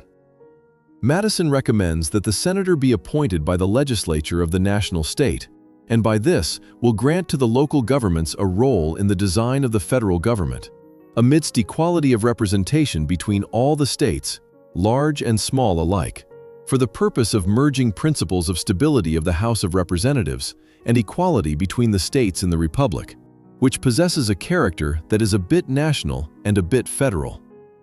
This equality of representation stems from a spirit of brotherhood, mutual concession, and sacrifice of America, seeking a shared government with authorities appropriate to its targets. The Senate expresses, therefore, the merging of the principles standing at the head of Madison's concerns. It is an institution merging stability with liberty. Therefore, he requests that its members be elected every 6 years from within the legislatures of the states. In this process, he believes that he will be able to guarantee both stability and that the elite among the states elected will reach this office. The senator is elected by the legislature of the states. Therefore, usually the most enlightened and respected citizens will be counted among the electing assemblies, and there is a basis to assume that their attention and their voices will be given only to those who gain for themselves the maximum estimation by virtue of their talents and their virtuous qualities, and they fulfilled justified reasons to place trust in them. The Constitution gave its mind to this, that it prevents men less than 35 for the term of president and less than 30 for the Senate, and by this forces the voters to elect only whoever a collective opinion has already been formed about them, and it is not possible to go astray after the sparkling appearance of talent and patriotism, which sometimes has in it enough to dazzle and to mislead as one. And in analogy to the institutional design of the United States Constitution, according to the principles of stability and liberty,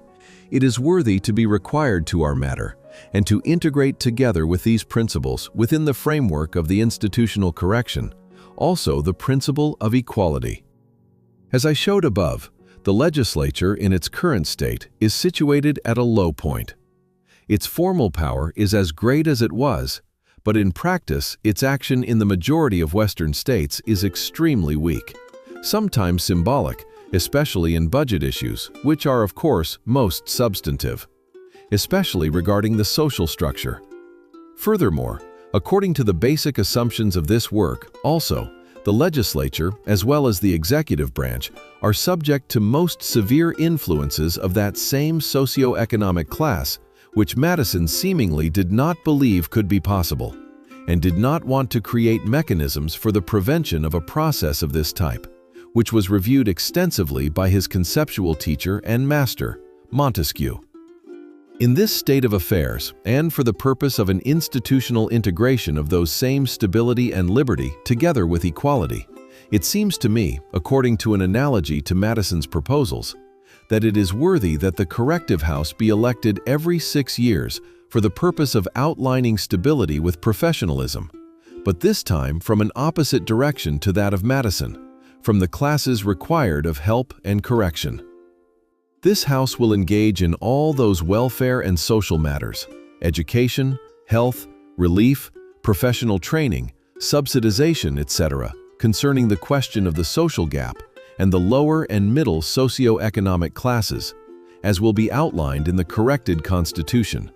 exactly as the current Second House discusses matters that were in the past of decisive importance,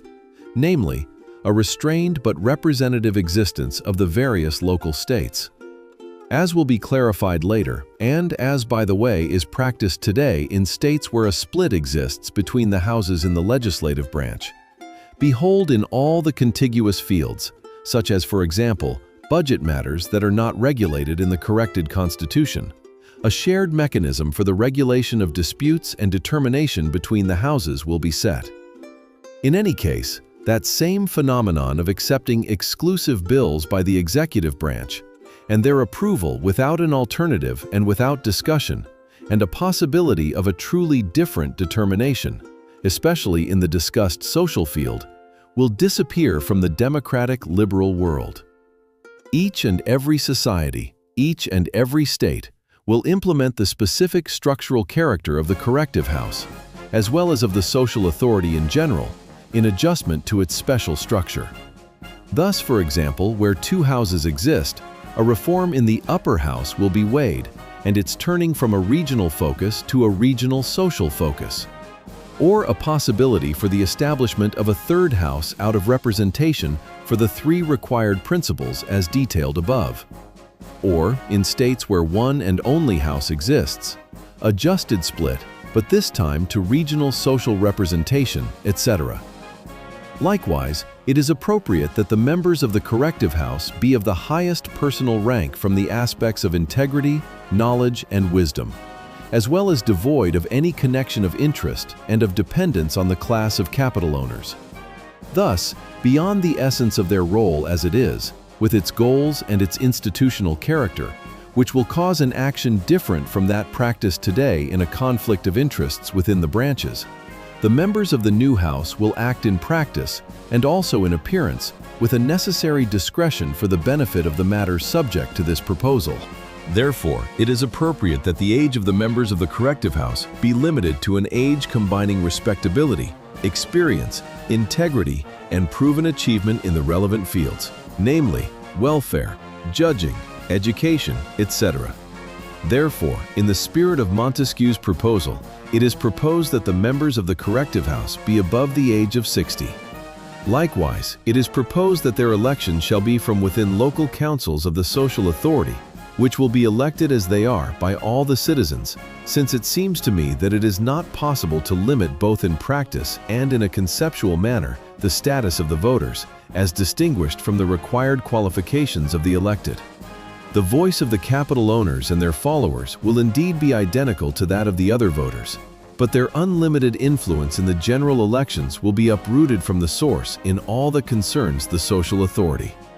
The elections in local welfare councils will cause a direct connection between the voters and their elected officials, who will personally and closely know their affairs, and likewise the election of the best from all the requested perspectives in this process to the National Corrective House as it is will be enabled.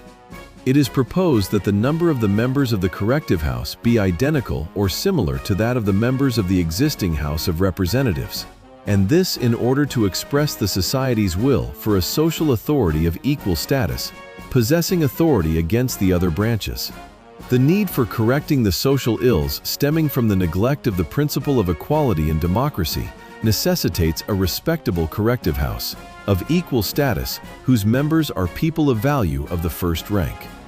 Nevertheless, the specific design of the corrective house, in accordance with the general principles of the social authority, ought to be adjusted to each and every society in adjustment to the constitutional structure existing in it, its size, its internal division of institutions, and more. Here is the place to be required in a primary manner to the executive aspect of the social authority. 5. The Corrective Committee and the Secretary of the Social Authority. On the executive structure of the social authority. The trend of balance, restraint, and competition against the executive branch and the other branches must also be the domain of the executive aspect of the social branch. It goes without saying that, as noted above, the manner of designing the social authority across its divisions will be done according to the structural social characterization and the decision of each and every society. And yet there is no doubt in my mind, at least according to the analysis above, that a most important place exists for reform in this matter, in its executive sense. The modern executive branch in the democratic liberal states has accumulated great power, too much power. Whether in the ranks of the public service, whether regarding the elected officials coming from the ranks of the current legislative house, or on behalf of whoever was elected to stand at the head of the executive branch, the power of the executive branch overshadows in all fields, all the more so in the fields of general and specific budgeting, over the practical power and authority of the legislative branch. Matters are especially severe due to the hegemony and the decisive influence of the capital owners, in an indirect and often even in a direct manner, on the actions of the executive branch people, in a constant Gordian knot between capital and government. The distinct and built-in conflict of interests between the comprehensive roles of the executive branch and the dominance of the neoliberal approach in a cross-cutting manner over its actions receive double validity as far as matters concern the social functioning of this branch. From it, certainly, the cure for the problems spread out in this work will not come. This pincer of conflict of interests between the excessive tendency toward privatization, whose trend comes mainly from this branch, to a neoliberal policy that seemingly saves on costs and sheds the social and slowly also the other roles of the executive branch, to its traditional social roles, as well as its excessive power in all fields and mainly in this field, teach of the analogical need to the views analyzed above. This need is directed toward the splitting of that same branch in the context of separate and not parallel authorities, and by this both to reduce its power against the renewing legislative branch and to cancel the affliction of conflict of interests and turn it on its face toward competition between efficiency and sociality. as distinguished from the hegemony of one field over the stagnation and decline of the other. This splitting must be done with caution but with determination, amidst a distinct and built-in goal according to what is described in this work, as well as in a manner that possesses learning from the lessons of the past, including in a manner that on the one hand will not cause impossible costs such as those claimed against the welfare state, and on the other hand will act for the stabilization of the harmony and unity between the parts of the state situated in crisis, and will not cause stagnation due to parallel or clashing authorities. Likewise, it is vital that the executive part of the social authority not narrow the steps of civil social initiative, but serve as a source of encouragement and support for it, out of recognition that civil initiative in the social field, as distinguished from the market economic field, cannot come in place of the comprehensive action of society in these matters. Therefore, at this primary stage, it seems to me that there will be a place to examine the possibility of transferring social ministries and distinct social fields from the hands of the existing executive branch to the hands of the executive body of the social authority, which I will call for the purposes of this work, the corrective committee. By this, duplication of authorities and duplication of roles will be avoided, but beyond that, the subordination of the social ministries to the traditionally neoliberal treasury policy, which pushes them to the bottom of the priority list in relation to the utilitarian needs of the shrinking state, that transfers its assets into the hands of the capital owners, will be disconnected, and a built-in problem of conflict of interests will be solved between a branch pulling with all its might toward considerations of utilitarianism, and priorities that shed social economic responsibility from the state to the heads of civil society, which are considerations inherently foreign to the functioning of social ministries. The transfer of ministries, or in other words, institutional authorities of a certain type, from the executive branch, is not an unknown matter to Western democratic regimes. Nor is the division of institutions into parts during a fear of their intensifying power, as clarified above. The most prominent example from the field of the neoliberal view is, of course, the accelerated transfer of the assets and institutions of the executive branch within the framework of the welfare state to the heads of civil society. From the banks, the pensions, health insurances, employment bureaus, through the public means of transportation such as airlines, railways, and more, and in the rest of the fields that have been from then until today essential to the comprehensive functioning of society, which are outside the means of production in their Marxist meaning, such as electricity, water, transportation, and more, and we have already reached fields that are under the authority of the executive branch in its liberal meaning, namely the means of coercion such as prisons, prosecutors in various offices, and such like. If it were possible to transfer the state's main institutions due to a claim that their management is more efficient under the wings of civil society, all the more so when this trend, like any trend or institution granted considerable governmental powers, acted to expand its domains also toward the traditional social domains of the state. I believe that it can indeed be argued that specifically the social domains of the state can and even should be transferred to another branch whose duties toward the citizens are within the framework of the state, but whose authorities are not situated in such an acute conflict of interests with that same branch which seeks and even acts in practice to shed them from its domain of responsibility. The detractors will come and argue that the transfer of specific matters from the state's authority is not like the transfer of entire ministries. An answer to this is that it does not concern the transfer of institutions, whose vital necessity is beyond doubt, to citizens outside the direct domains of the state, as in the privatization process, since those ministries remain in the authority of the state, albeit in a different format.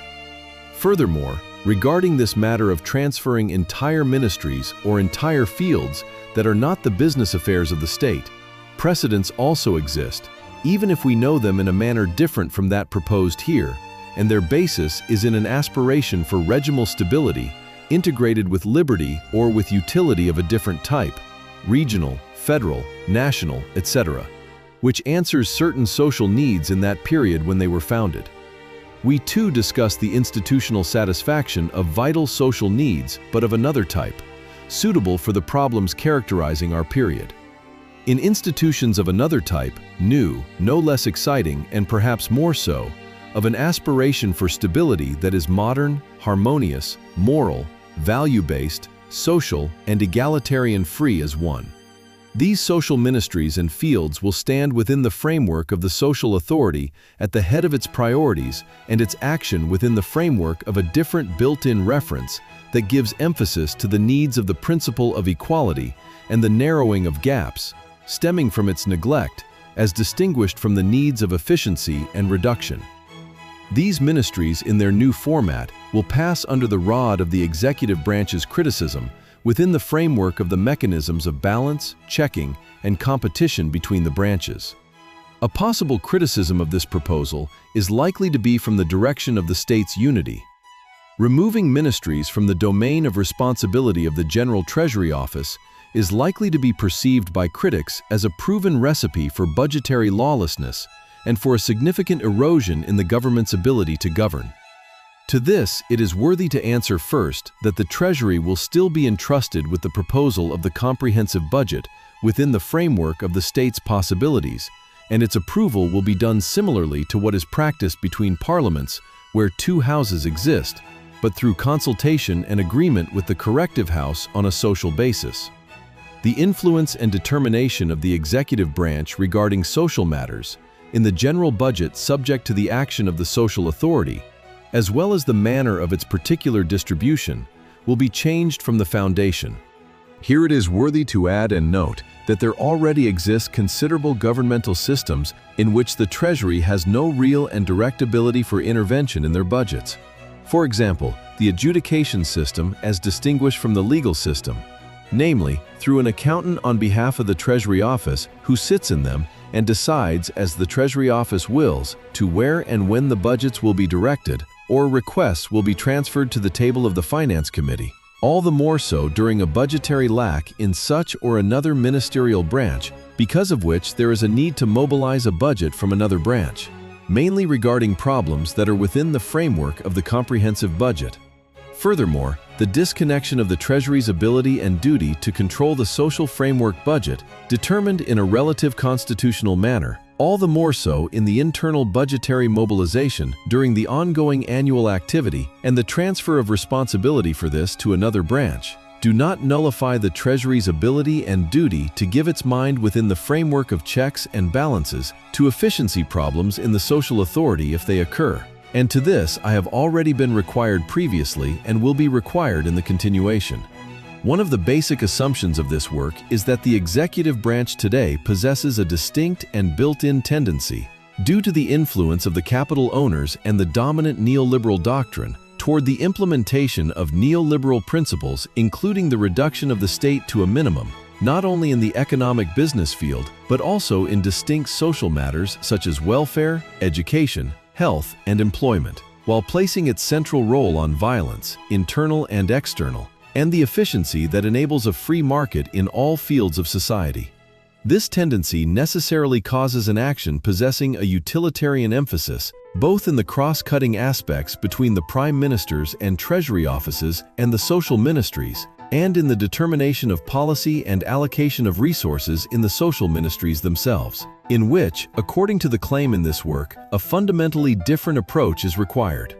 An integrated approach that does not turn a blind eye to efficiency aspects, but places emphasis on the promotion of the affairs over which these ministries are entrusted, on the needs of the lower and middle socioeconomic classes.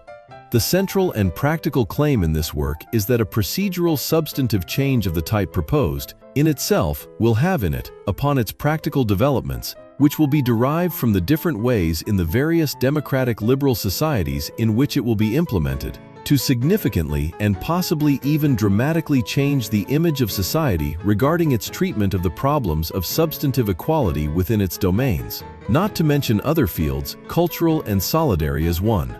As it was possible to witness, mainly in the practical chapter, it was enough for me, certainly in this primary work, to be required in the most general manner to the issue of the practical structure of the various proposed organs of the social authority. Justly would the detractors argue before me that that same integration of a legislative organ and an executive organ in the social authority requires further detail, especially in the context of the executive aspect of the social authority, out of an assumption that the legislative aspect is more understood against a background of common parliamentary splits in the Western world, albeit on a regional background. Thus, will these say justly that the claim regarding the possibility of transferring social ministries to a treatment devoid of conflicts of interests, which has in itself to bring the longed-for result, is not enough? How will these function in relation to the executive branch, in relation to the legislative organ of the social authority, and mainly, why will there be in this split the capacity to enable in a real manner treatment of the middle and weak populations that indeed will have in it that longed-for dramatic change and not, heaven forbid, encumbrance, corruption, and double disappointment after the failure of the welfare state? In the absence of proven experience for a reform of this type, except in ancient times, except for an analogy to reforms and changes on a different background, I have nothing but to turn to the thinkers who preceded this work, and to channel their general and tangible principles into the constitutional goals of the entire social authority, all the more so in its executive aspects. The goals of the social authority in generalization are action in accordance with the principle of substantive equality, including concern for the social minimum conditions for the population and active indirect action for the narrowing of gaps in society. Its action will be performed through legal processes in integration with the existing lower house, as I showed in the previous chapters, and through the action of the social ministries within the framework of implementing a different policy, whose goals will be defined in a general practical manner according to Rawls's 4 background institutions. From vague background institutions, secondary and adjunct to the action of the existing branch, in a manner that is clearly not implementation capable, the principle of substantive equality will be shifted from its secondary place to the front of the stage, to a central and primary location in the social executive authority. Indeed, the manner of the social authority's functioning against the other branches could not be proposed precisely in advance, and it will be the fruit of that same competition and struggle between the specific branches in the different societies, with their different emphases. However, the very procedural substantive change will have in it to provide a cure for that longing of many years and disappointments of so many parts of society for the arrival of substantive equality, not in contradiction to substantive liberty. The detractors will come and argue that in this proposal there is something of bringing the welfare state through the back door, and it is not so. In the hands of the executive branch and the lower house, the central influence, though not the exclusive one, will remain over the size of the comprehensive budget from which the budget of the social authority will be derived in a constitutional manner, and the matters will be clarified in the next chapter. But beyond that, and in the context of the chapter in which we engage, the action of the social executive branch, in contrast to the action of the social institutions in the welfare state that disappeared and was suppressed, will be implemented in a built-in and regulated competitive manner against the existing executive branch. Thus, the question will not stand in the air, welfare yes or no, but the state's responsibility for the social security of its citizens will be returned in an enlightened, regulated, responsible, and built-in manner in adjustment to its capacities and its built-in utilitarian needs. Through mutual competition and restraint, it will be possible to reach a sharp coexistence of both the substantive values of liberty and equality as one, and not one at the expense of the other. Through social and financial restraint together, and not apart. Just as the institutional mechanisms were established, which acted with such great success for the preservation of these societies, mainly from the liberty aspect, and for the determination in all that concerns the existence and the regional stability of the democratic liberal society, for example between the federal and regional authority, whether through joint sessions of the Houses of Parliament or through a constitutional or accounting Supreme Court, so will institutional mechanisms be established this time, which will act from the social economic aspects and will determine in the disputes between the branches according to built-in constitutional principles, until the social goal for whose sake they were established is achieved. A central subject within the framework of checking the possibility for the establishment of a corrective committee and a secretary of the branch regarding the executive and legislative action of the social authority is connected to its budget, in its specific determination and in the manner of use and its specific allocation, including the distribution of the budget of the social authority and the surplus funds that will be transferred to its authority from the executive branch. Here, work must be done for the outlining of rules and a structure which will channel the funds to the goals for whose sake the branch was established, and not for the maintenance of an institutional mechanism.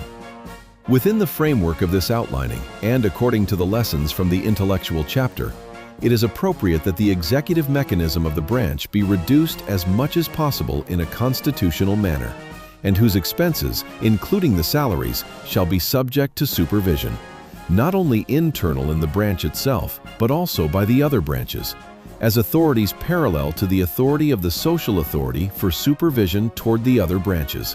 which shall be by the nature of things possessing different emphases. The general principles of the purpose and manner of the distribution of funds will be determined in the Constitution and detailed in laws, which will enable the heads of the branch and its representatives to be required for the implementation of its goals, including for professional training and the granting of socio-economic minimum conditions from the field of housing, health, education, etc., which will enable the existence of a free self-autonomy, as well as a balanced distribution of resources, whether by means of an addition to incomes or subsidies for commodities according to proven wage data and family status, or to small and medium employers according to status and a specific and audited action plan, and such like subjects possessing importance in accordance with the branch's goals, its authorities, its manner of action, and its relations with the other branches.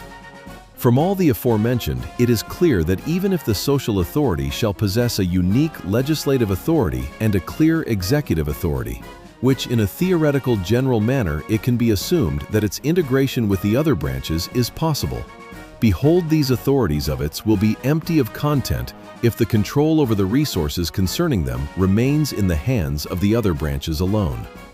Therefore, I will be required below to the issue of the budget of the social branch. 6. The budget. On the independence of the social authority and the competition between the authorities. In my taste, there is no doubt that the social authority must be independent and separate.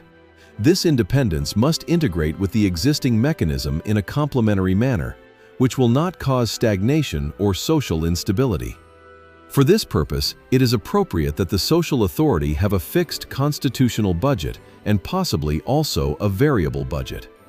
The fixed budget can be a certain percentage of the general revenues of the state and also of the state's budget, and all this in a constitutional manner which will reflect the importance and the weight given to the social aspects in the modern state, and will prevent a possibility of the capital owner's influence and ability for change and intervention by the executive or legislative branch as they are. It seems that this matter of budgetary constitutional independence of branches is not new, even if it is different in its emphases between the different societies. Furthermore, in not a few Western regimes, there exists an assessment between that act of establishing the budgetary framework, which is a prerogative of the executive branch's initiative, with the approval of the general legislative branch, as distinguished from the secondary one, and the specific budgeting process of the various ministries, of the various branches, of the expenses from the central government to the federal states.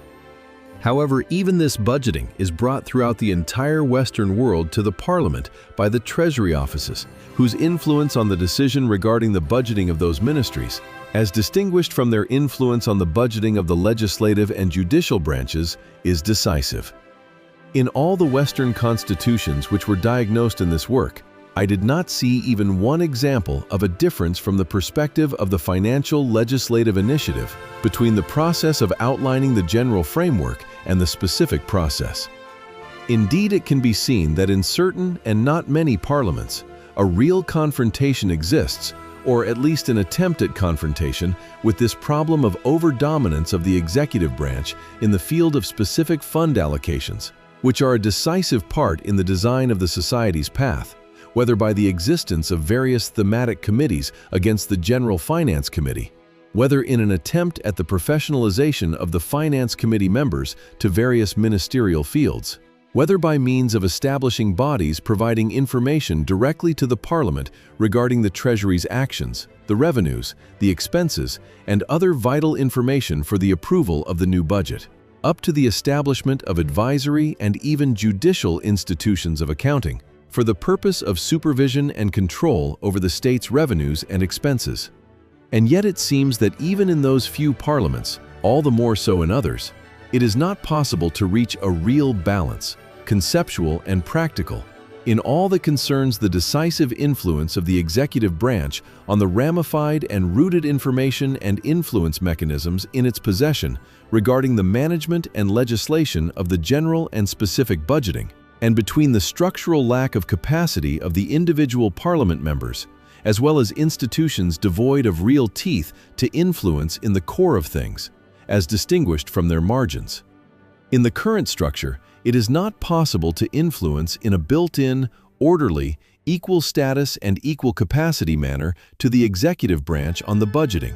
not to mention presenting a serious alternative budget, in any type of general social view possessing such or another tendency, according to the public's political determination.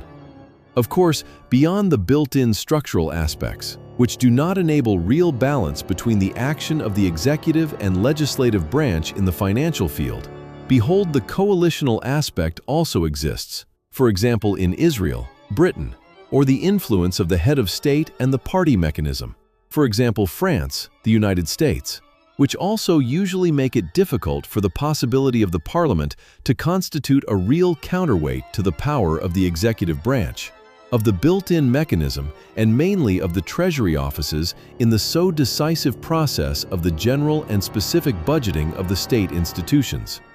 As noted above, this parliamentary weakness did not disappear, of course, from the eyes of the parliaments through their generations in the different societies, and various solutions and proposals were raised and seemingly implemented in order to change the lack of balance. And yet all those proposals, exactly as noted in the chapter regarding the corrective house, concern mere power balances which the action of the political reality is liable to empty of practical substantive content, and not innovative, reformative, intermediary power balances toward a different social trend, toward true competition and balance between the branches over the good of the people, across all its layers. This trend, this stagnation, fits the basic assumptions of this work regarding the centers of power and influence in the democratic liberal society, which do not enable in the current structure a reform and change of the type requested in this work.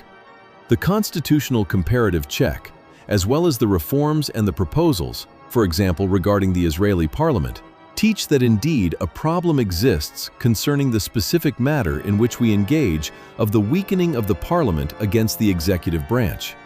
The trend of the noticeable decline in the Parliament's power, as presented in the previous chapters, receives a distinct expression regarding the budgetary aspects of the state branch's functioning, including the processes of accepting the budget. The solutions which were implemented and proposed in these matters are different and diverse between society and society, but in all of them is noticeable that same trend which was claimed in the work, that of a real lack of ability to balance between the branches due to the procedural structure of the regime, which has not changed a real change for generations, despite the substantive change of the society's composition and the centers of influence in it.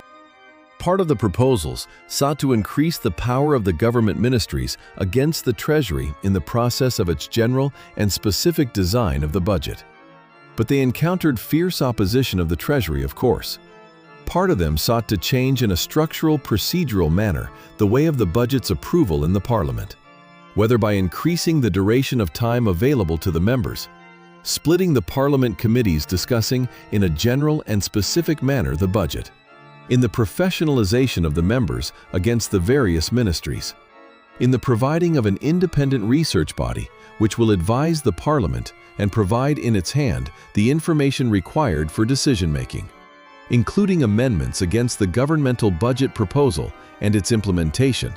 and up to a structural substantive proposal seeking not only to change the structure of supervision and discussion in the budget,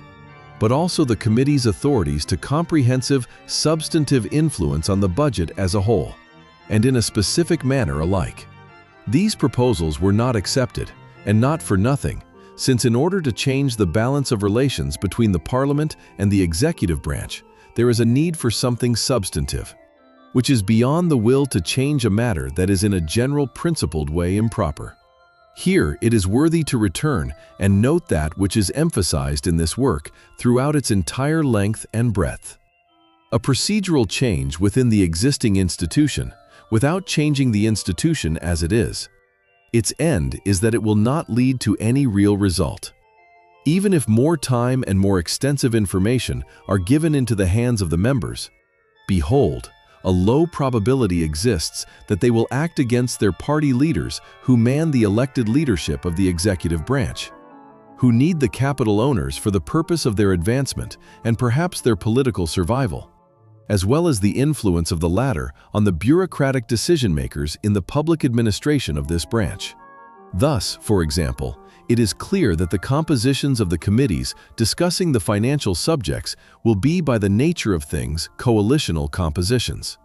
The interests which will obligate the Parliament members in their work against the government will not be contradictory to an extent that will enable balance, restraint, and checking of the executive branch on its utilitarian aspects against the required democratic aspects.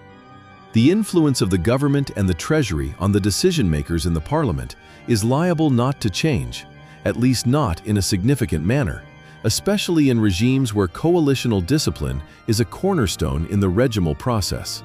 in its stability and its ways of functioning. And all this without entering into the influence of the capital owners on the Parliament members themselves. From all those constitutions that were checked, I did not find even one mechanism that possesses a proper democratic balance to the authority and utilitarian tendency of the executive branch. Although I certainly noticed somewhat halting trends,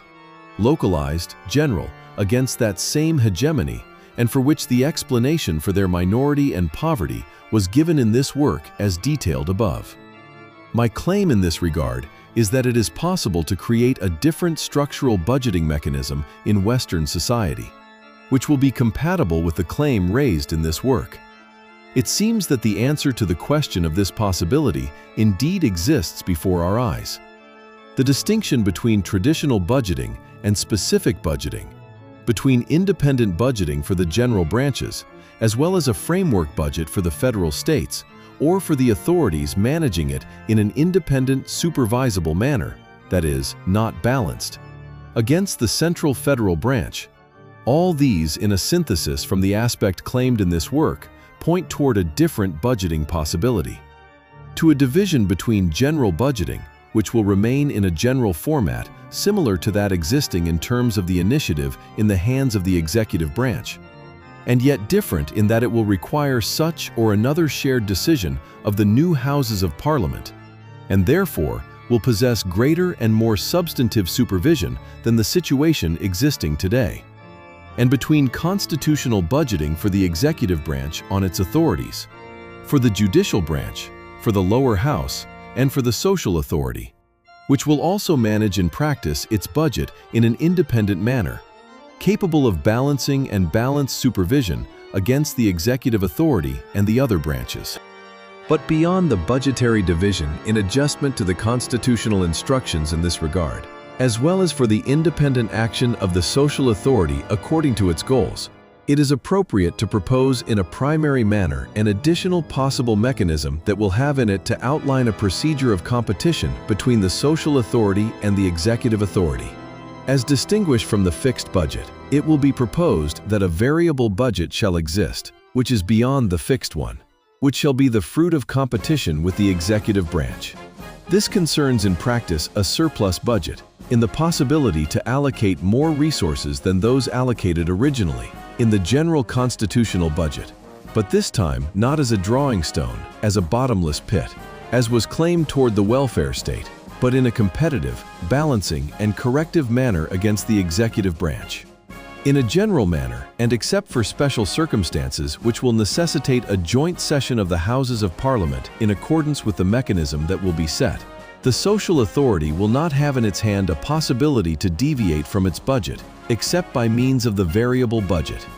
Here I would propose in a primary manner, and again on the basis of the existing structure, that in all the organs of the social authority, or in the central ones among them, according to an agreed and parallel determination, in adjustment to the budgetary capacity of the branch, a representative of the Treasury Office shall be present who shall be a sort of accountant auditor, as distinguished from the role of the accountant executor common today. In parallel, a treasurer auditor on behalf of the social authority shall sit in all departments of the executive branch, or in parallel in the central ones among them, and especially in the Treasury Office. The role of these office holders shall not be executive, but rather investigative and recommendatory. All material related to the economic activity of the branches shall be open and transparent before them, and their findings and ongoing recommendations shall be transferred to the branches for the purpose of negotiations regarding the variable budget of the social authority and efficiency reasons of the executive branch. The social authority shall have the authority to present before a tribunal, which will be determined from the 2 elected houses proposed in this regard, claims regarding wasted funds according to preset criteria of the executive branch, and to demand their receipt. Whereas the executive branch shall have a parallel authority, but this only as far as matters concern the variable budget of the social authority alone, as distinguished from the fixed one. Regarding the fixed budget, the executive branch shall have the authority to demand the tribunal's determination for its operation in a more efficient manner, should it concern an extraordinary deviation from proper administration. The disputes which will be discussed in the tribunal between the executive branch and the social authority within the framework of the competition for surplus or wasted funds shall not require legislation, as distinguished from the approval of budgets not yet granted, especially in issues of surplus funds, namely, those that are beyond the fixed constitutional budget of the social authority. The tribunal will be required to a determination in the competition between the social authority and the executive branch regarding wasted funds, allocation of funds to projects in which there are no substantive infrastructure issues such as the expansion of the public mechanism, the building of magnificent buildings that can be functioned in even without them, and such like matters that will constitute the core of the competition, creating the efficiency and the equality between the branches in the new and different format of the democratic liberal state. 7. From procedure to substance, summary, conclusions, and closing the circle. Reflections on the manner and horizon of the social authority's action. The proposed work is in practice an introductory work, an introduction to the discussion regarding the change necessary for the democratic liberal society in the neoliberal global era, at whose center is the problem of social gaps affecting the majority of citizens, and the confrontation required with it by the institutions of the society aspiring to both economic and social progress as one. By the nature of things, there is no capacity and also no aspiration within the framework of this work to be required for all the subjects, the disputes, and the implications of a broad proposal of this type. Beyond this, in analogy to the custom of well-known thinkers, it is enough for me in this work to be required for the examination of the possible necessity of the social authority from within liberal thought. All the more so for an additional discussion regarding the possibility of its establishment from a procedural perspective within the framework of the liberal democratic state in a gradual manner. And this out of a basic assumption according to which the procedural change in itself will lead to a substantive change in the functioning of Western society across its various socio-economic parts. And yet, specifically at the end of the work, and after the primary infrastructure has been laid in my view, and the primary conclusions have been derived from the discussion of it, I find a place to be required, even in the manner of reflections, to the question of the manner and horizon of the actual functioning of the social authority, within the framework of the new comprehensive structure of society. Even if I assume that this matter will be left to the gradual determination of society, within the framework of the democratic struggles within and between the branches in the new structure. All the more so for other discussions, or for an intellectual discussion from different and other fields than those in which emphasis was placed in this work. Behold, it seems to me that there is a place to be required at the conclusion of the applied chapter, in a manner that closes a circle in this work, whose beginning is intellectual and its continuation is applied structural. To general thoughts regarding the possible manner of the branch's action, or in other words, what is the general direction to which I would want such a change to lead? How in practice will the establishment of the branch lead to the design of a society combining interest and material achievement with social solidarity, and focusing on the human being, in the establishment of the autonomy of his will and his capacity upon its significant implications toward a different type of achievement, in different fields than those raised to greatness today, until it seemed for a moment that they belonged to other and distant periods from us. A society in which material achievement is one aspect and not a finished or absolute one of human nature and its aspirations. The democratic Western society performed great and wondrous things during approximately the first 200 years of its existence and its accelerated development, for the fixing of its liberal aspects, which are so vital to the development of the thinking person, aspiring to find his happiness, for the exhaustion of his talents and capacities. Within the framework of its natural development process, which is different to such or another extent between the different societies, Western society succeeded in confronting the ethnic regional problems of its parts, in a manner which can be said in a general way that not only preserved its framework, but also brought together with the economic technological developments, which are, in its essence, to the reduction of these differences up to their practical nullification. Now, since it is possible to derive the proper conclusions from the intellectual and practical attempts from the democratic egalitarian field of Western society and the other societies,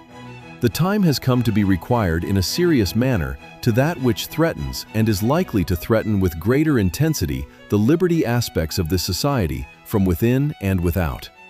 The establishment of the social authority on its legislative and executive aspects will be a day of celebration for the comprehensive free spirit of the human being, seeking to return to society its general and regulated commitment to the granting of suitable conditions, and a continuous and nourishing functioning for that same happiness which the formal aspects of Western society and its conceptual infrastructure seemingly enable, but not in practice. The disappointment from all those proposals which did not succeed due to their action against liberty, or the unbearable burden which they imposed on the capacities of society, must not cause the seething mind of the free person to cease from creating, aspiring, and hoping for the correction of the unfree and anti-democratic reality in its deepest sense, toward which Western society is now marching with open eyes due to those same disappointments.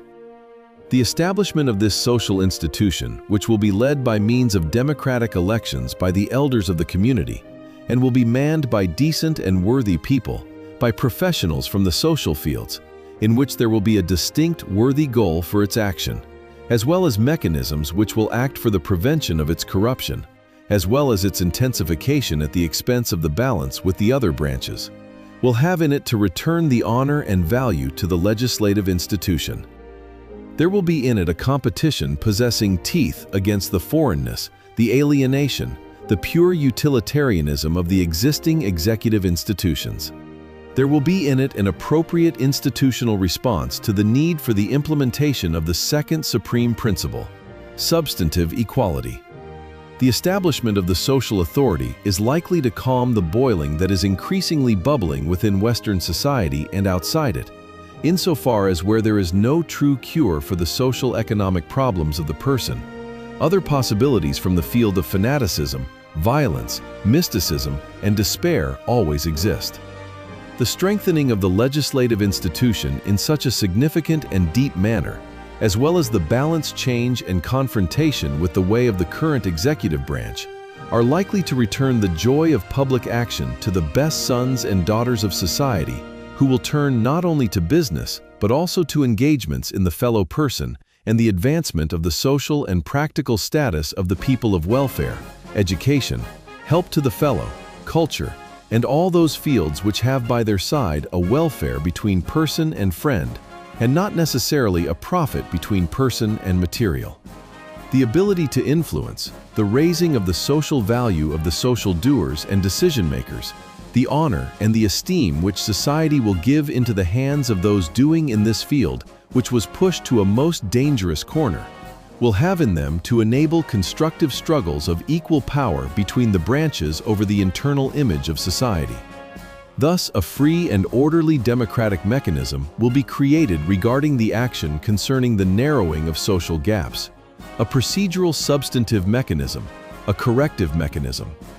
This correction is likely to return to Western society those same values that were lost to it in the pursuit of its best sons and daughters after the golden calf possible today only for the few. Values of social solidarity, decency, respect for the fellow, development of all those capacities of the person in fields that are not necessarily connected with an obsessive pursuit after money, due to the change of social values and the ability to exist not only for the sake of economic survival, but also and mainly for the sake of enjoyment in its deep meaning from the short time given to us here. The social authority is likely to cause the institutions of society to become more balanced in all that concerns the image and the path of society inwardly, including in the issues that interest human beings in their real personal lives, in their life conditions, in their possibility to blossom and prosper in a personal and communal manner as one. The activity of an independent social branch, from the level of the city and the village up to the supreme institutions of society, will also act to provide a possibility for a significantly greater competition with the entry of many additional citizens into the circle of free and initiating economic activity. It will fertilize society and march it forward. Not the thin man and the fat man, but the human being as he is, the equal human, the free human, the human returning to his value as an autonomous, thinking, and enlightened human being.